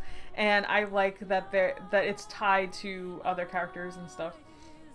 I also feel like I never write siblings enough. Yeah, I don't know what it is. I think we just overlook it sometimes, but it's fun. It's fun as fuck to put siblings, and I think I'm going to do it more often because I had a great time with it in Lord of Lies. I like that everybody's connected in some way or another, familially, or like, you know, they have parents, or blah, blah, blah. Like, it's just fun playing with all that. I really never write siblings because I don't have any. Oh, it's okay, Gray, but I enjoy it as a story element. Yeah, I think you could still do it. If you ever need inspiration from other people, feel free to ask me. But, because I have like a older half-sister, so I'm technically a middle sibling, but because she was not really in my life most of my life, I'm mostly an older sibling, because my full-blood brother I'm very close to. I think I would like to try that maybe, or like sibling-like dynamics. Yeah, it could be fun. And I think it's fun when you're writing a love story and then you add like a brother or sister, because a brother or sister, you know, can be like a best friend, but like you can get away with them being a lot more aggro towards the main character or whoever, because they're so close. And that was what was fun with Charles and Lawrence, because like they obviously love each other, but then like there were so many moments where I could just have one of them shit on the other, and they argue a lot about a bunch of stupid shit, because that's what siblings do. Siblings argue about everything that does not matter. But like they would give each other their kidney, but like they would not share their food. Like they're like, no, fuck you, you know? I love it. I'll do Prince and Lawrence. Yes! Dude, writing Prince and Gala's, I didn't get to write too much of their dynamic, unfortunately, because plot. But it is very important. Not kidney. Why you do kidney ... I swear it's sweet. Haven't written this out yet, but I love big brothers being sweet to their younger siblings. Yes. Lawrence is pretty sweet for the most part, unless his little sibling is being disobedient, then, you know. Then he has to call his ass out. Because Lawrence doesn't give anyone an inch. And he shouldn't. I have 3 siblings, I have experience. Are they all older? Are you the youngest? Are you the baby, Chime? I love that Prince is very protective over Gayla. And it's even more important to me because, like, obviously Gayla's trans, so that's, like, one big part of it. But, like, the other part of it is, that's his older sister. Like, he's protective over... He's, like, not the older brother. He's the younger brother. He's just bigger than Gayla. Just, like, physically bigger. So I really like that. And they've gone through a lot of shit, and Gayla is like his protector, so he protects her because she protects him so much. And that was really important to me. The younger brother being protective is so cute. Yeah, it's adorable. I love it very, very, very, very, very much. Yeah, I'm definitely gonna do more siblings because I had such a fun time with it, and it's gonna be really fun in like a slice of life thing, because like, okay, one of my favorite shows, and this is exposing me as fuck, one of my favorite shows, believe it or not, is Shameless. And if you don't know about the show, you don't need to know about the show, because it's shameless, it's absurd, it's a ridiculous story. But it is tea, it's hot, it's fun, it's a very fun story. But the crux of that show is that the main cast of characters are all siblings, and they live in a very trashy, like, American lifestyle, and they do a lot of crazy shit. But the thing that ties them all together is that they're family, and then they stick by each other no matter what. And I really like that. Like, I like that as a crux for a story. And then they have their own love interests that come in, and then they build the family even further. And I like that. I like that a lot. Like, familial ties in stories are really fun for me. JoJo's Bizarre Adventure kind of does that a little bit, because, you know, I can talk about JoJo's forever because that's actually one of my favorite anime, which tells a lot about me, I think.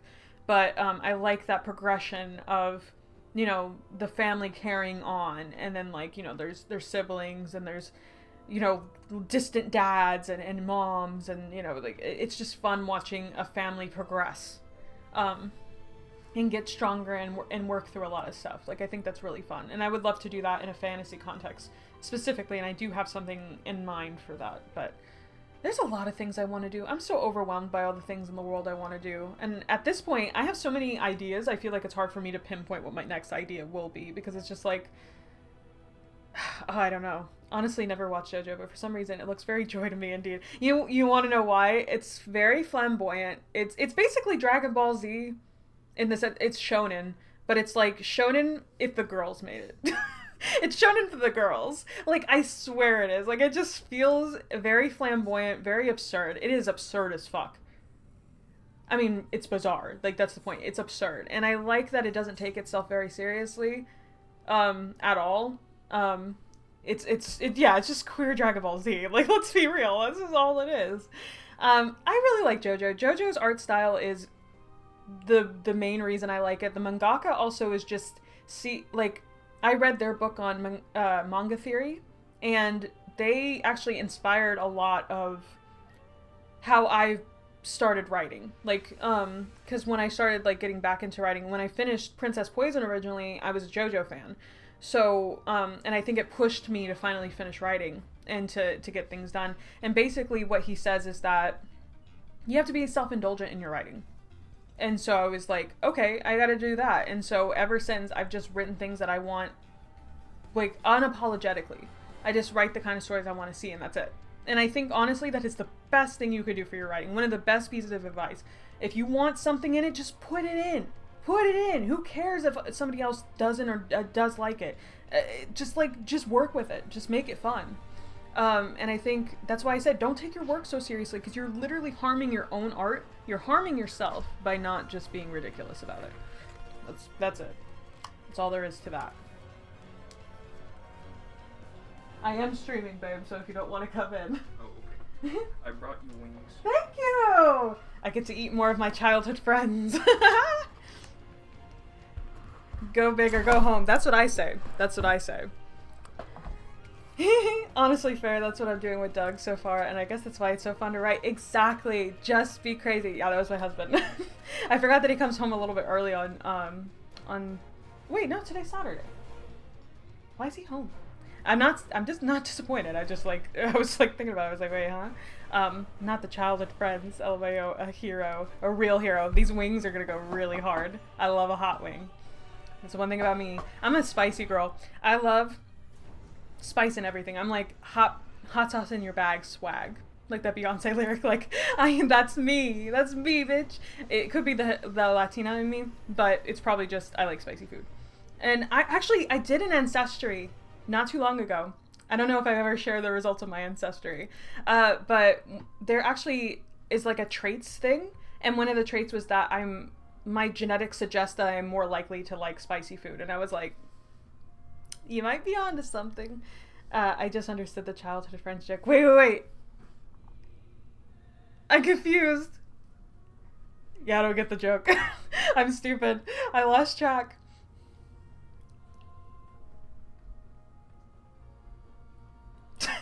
Everybody's coming to the realization of over here like, I don't know. Wait. Was it because of the wings? Was it because I said I would eat my childhood friends? Oh! It was a joke I made. Oh! I'm so stupid, dude. Whoops. Yeah, well, I ate hot wings after Act 3 ended. And it reminded me of, like, little legs. I don't know why. And I was just like, I'm eating my friends. Like, it's so funny because I've always had, like, I don't know how to say this without sounding it weird. I've always had, like, a fascination with cannibalism in media. I'm not actually into cannibalism, FBI, but I like its implications in media. So I'm very happy that it's such a big integral part of our Wonderland because I find it very interesting. I like Hannibal the show. That's another thing. I got into Hannibal last year. And it's just like, there's something kind of, I guess it's like I like vampires too, and I feel like the vampire and cannibal overlap isn't, vampires are just diet cannibals, okay? So if you're over here like, oh, cannibalism is weird, but you like vampires, reassess. Okay? Because you're just a diet cannibal. You just like diet cannibalism. I'm sorry, I was busy cooing on how you got food delivered to you. Yeah, that's the thing. He got me, I should have posted this on Twitter, but I got a little Easter basket, and look at this little woven donkey I got. I have a huge plush collection, and I can never have too many plushies. That's one thing about me. I have like too many for an adult woman. And he's a little woven donkey, and I call him Parry. But I spell it like Perri, because he reminded me of the word perito, which is like little dog, and little donkey, little dog. I don't know why. It just made sense. So he's Parry. There's a Parry. And then I got a little guy over here. Little girl, I should say. And I love snails. I fucking love snails. I'm one of those bitches that if I see a snail in the road, I will pick it up and I will move it to the grass because I don't want it to die, because if I see a dead snail, I'm going to cry. Okay, and I like that they come out after the rain. And her name is Dottie. I just call her Little Dot because she got little dots on her shell. I try to name all my stuffed animals, but I'm horrible at naming them. So the snail is adorable. Everybody perceive me as this from now on. This is me. This is a real... What is this stream turning into? I just had a moment where like I zoomed out and then I was looking at myself on stream going, I am a grown-ass woman with a snail plushie, showing it to my friends, singing This Is Me for Camp Rock. Oh my god. Wow. Alright, well, this is a stream. I can't, dude. I can't. Oh, what have I become? I love Camp Rock. I love Camp Rock. Okay? I was Camp Rock girly. If you put a gun in my head, it was like High School Musical or Camp Rock. I love High School Musical. But I'm a Camp Rock girl. Okay? Because I was a Demi Lovato stan. I was. Love them. But it was actually very well sung. No. Do not boost my ego. I like to sing. I sing a lot. Like, if we were friends, like, in my everyday life, I sing everything. It's kind of annoying. And I listen. Music is one of my favorite forms of media, so I just be, like, singing all the live long day. This is grown-up play date. We're over at your house, and you're showing us your stuff, and we're singing. Okay, on a real note, if you did come over to my house, I would do that anyway. So, wow, we're so close. You know? I don't know. You know, that's part of growing up, is that, like... Not that I have my childhood stolen from me, but it's just like, I like to indulge in my childish nature. Actually, I brought a stuffed animal. Okay, this is a real thing. Trauma dumping now. Okay, yeah, this is really hanging out. So when I was in high school, it was my freshman year of high school, and I was pretty confident in myself. And I brought a teddy bear to school, just cuz. And this girl, I'll never forget, and I know her name and everything, but I won't say it. But this girl, she was like, when are you gonna grow up? And I was like, and I remember not being bothered by it at the time. I was just like, I don't care. But then like it haunted me for years after that. That like, and I didn't bring the teddy bear back. So I guess I did listen to it, but it was so mean. She was like, when are you gonna grow up? And I was like, bitch, I just got into school. Like, who cares? Like, it's so ridiculous. It reminded me of the Hannah Montana episode where she brings the teddy bear to school because it's like her emotional support animal, and she's embarrassed to show it to everybody. And it's just like, let me just enjoy things. And then here I am, you know, a full-ass adult. And, okay, so when I met my husband, I lived with my mother, and I was paying rent and doing all that stuff, and I was like 19. And my room looked like a 12-year-old girl's room, I'm not gonna lie. Oh, my cat is stuck. Okay, give me a second. I'll tell the story in a second. Let me move my cat. I'm sorry, darling. I know. Here. Well, leave. You want to go? Goodness. Meow. Yeah, you could hear her. She was like talking to me as I was opening the door. Like, I'm going. Jeez. Rude. She saw her in the background. She's like, help me, get me out of here. She's so funny. We call her like a little squeaker toy because the way that she meows is like, it's like, I can't do it as cute as she does, obviously.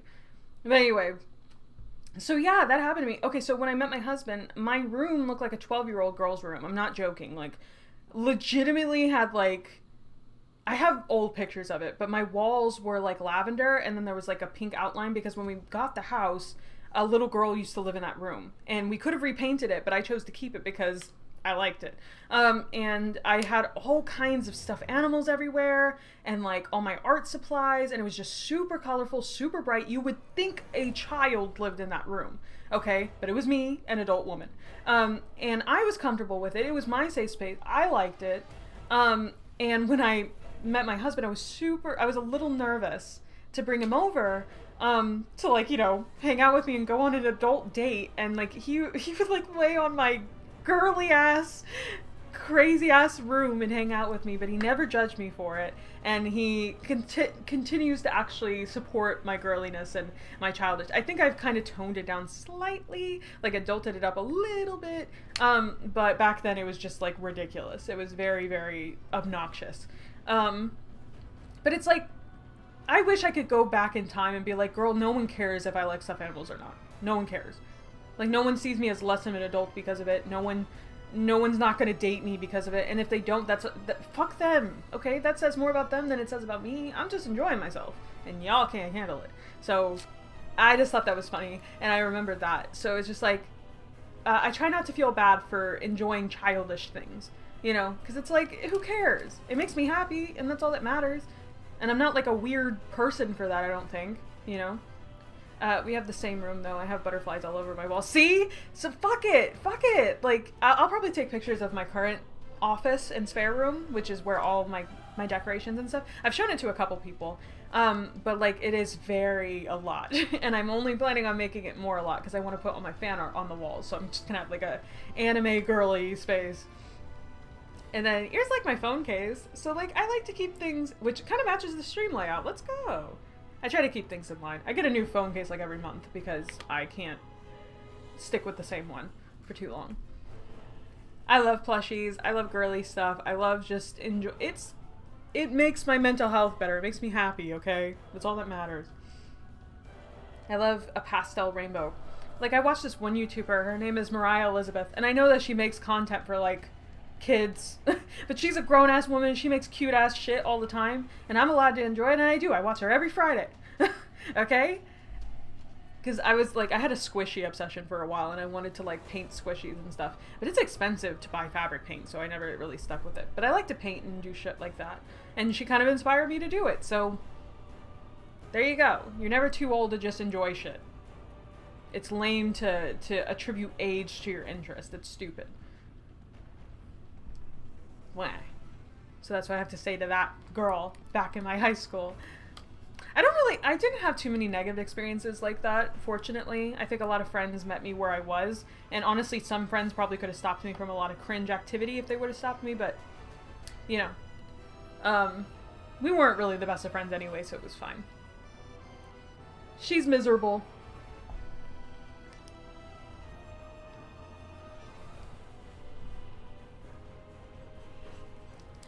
I'm gonna get all the plushies as we go forward. Alright, well, the fanfiction stream was a miss. Let's just say it was a miss. It's okay, because ultimately I had a great time talking with everyone, just like I always do. The stream was really fun for me, and next week I will do Lord of Lies and actually be productive, and then that could actually be fun to play a game, but also be productive, and also talk about it. I spent a lot of time with it, so it's good for... Yeah, it was a hangout stream. It was just a good, let's all just chat and chill stream, you know, which is what I need. It's good for my mental health. Honestly, I feel so much better. I've been kind of in a bit of a slump the last February, like not to be like, oh, down in the dumps, but, and it wasn't necessarily, it might have been depression, it might have been a couple things, but I've just been feeling a little under the weather in regards to like my own creative self, because I attribute a lot of my worth to how productive I am. And I hate that that is who I am. I hate that I only really feel happy when I'm doing shit. Because life isn't about working. It isn't about pumping a bunch of shit out, you know? Could have said that better. But you know what I mean. Like, it's more about enjoying yourself. That's the fucking point. And so these streams are a nice reminder that it's okay to not be productive. Even if you set out to do it, and even if you fail, it's okay to just... take it on the chin and move on. I will still make a fan fiction. I will still do it. I have contributed myself to that. But for next week, I'll be productive and also talk to everybody and get to talk about the project I spent a lot of time on and worked very, very hard on. I cannot express it enough. I've worked harder on Lord of Lies than I think I've worked on anything so far. So, and I got to share some plushies, I got to do a bunch of shit, listen to some fun music, talk about games, talk about tropes, talk about trauma, you know? It really did feel like I was hanging out with my friends, like a little play date, like Cray said, and I think that's very precious, and I appreciate you guys sticking around and listening to it for whatever long, you know? I do appreciate it. It's very, I don't know, it's nice. It's very nice. So let me talk about my schedule before I end stream, because that's important. Oh, wrong one.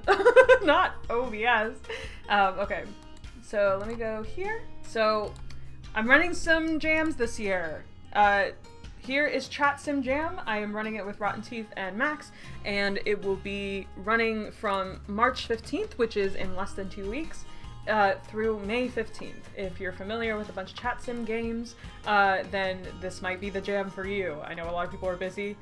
Do not feel obligated, obviously. There are a lot of jams this year, so it's hard. You have to prioritize which one you want to be a part of. But just know, this one is here, in case, you know, you weren't already aware of it. Next, we have Jose After Dark, which I talked about briefly earlier in the stream, but NSFW games target towards women, gonna be later this year, so you have a little bit more time to prepare for it if that's something you're willing to want to do, so keep that in mind. And then we've got, not my end screen, my schedule with Lil Joy. So today was the writing fanfiction stream, quote unquote. More just like the yap free slot stream. But for next week, I will put the Lord of Lies behind the scenes stream. So we'll be playing all of Lord of Lies for the next couple of Saturdays, and I can actually fix it and do a final update. Ultimate final update. I think that will make me feel very satisfied and will make me feel productive while also hanging with friends, have my cake, eat it too. In the end, the fanfiction was the friends we made along the way. It couldn't have said it better myself. I will get it back for Nayuki. She deserves to have some fanfics written about her work because she does great stuff. Great stuff. Cannot be more thankful for it. And then tomorrow, for my last stream of the week, we will be doing Dragon Age, and it will not be miserable because I will not be in the Mage Tower. I don't know what we're going to be doing. Probably Redcliffe, because I always go Redcliffe next after. It's so early in the game, and I can't wait to get Severin and be conflicted. So more Dragon Age tomorrow, after work tomorrow. And then we'll be back again next week with our fantastic Wonderland. I'll have a new schedule posted on Monday. So I'm super excited. Gonna be an amazing fun week, and I can't say it enough. Play the games that I've been playing on stream. If you haven't played our Wonderland, fucking play it. If you haven't played Travelers and Tales, fucking play it. Okay? They're good. You're getting your recommendation right now. If you needed a sign to go play them, do it. Like, it was really fun. And if you don't want to play it, then watch my VODs of it on YouTube. There, I plugged myself. It's like an audiobook. And then you get some fun commentary, and you get to learn about my OCs. So, ultimately, do it for you, do it for fun. But other than that, that's it for this stream. I had a great time as always. And I've kind of said it 1,000 times, so I won't say it much anymore, but I appreciate you guys so much. And I hope you guys come back next Saturday, because I can't wait. That's going to be really fun. I think that's going to be really fun. Try to finish Lord of Lies beforehand, maybe. I mean, you don't have to, but I'm just saying it might be fun for you, so you don't have to experience it via me. But if you want to experience it via me, I won't stop you. Even though I'm probably going to shit on it the whole time, I'll be real. It's like, if there's one thing I'm good at, it's shitting on my own shit. Gosh, I'm so good with words. Thanks for the stream, it was so great. Can't wait for the next Saturday. Can't wait. I cannot wait at all. It's going to be a great end to my week. So, I'll let you guys all go. If it's late where you are, go to sleep. If it's not, have a good rest of your day. I know that I am. I got hot wings waiting for me, so it's going to be grand old time. So have a good rest of your weekend as well. Bye-bye!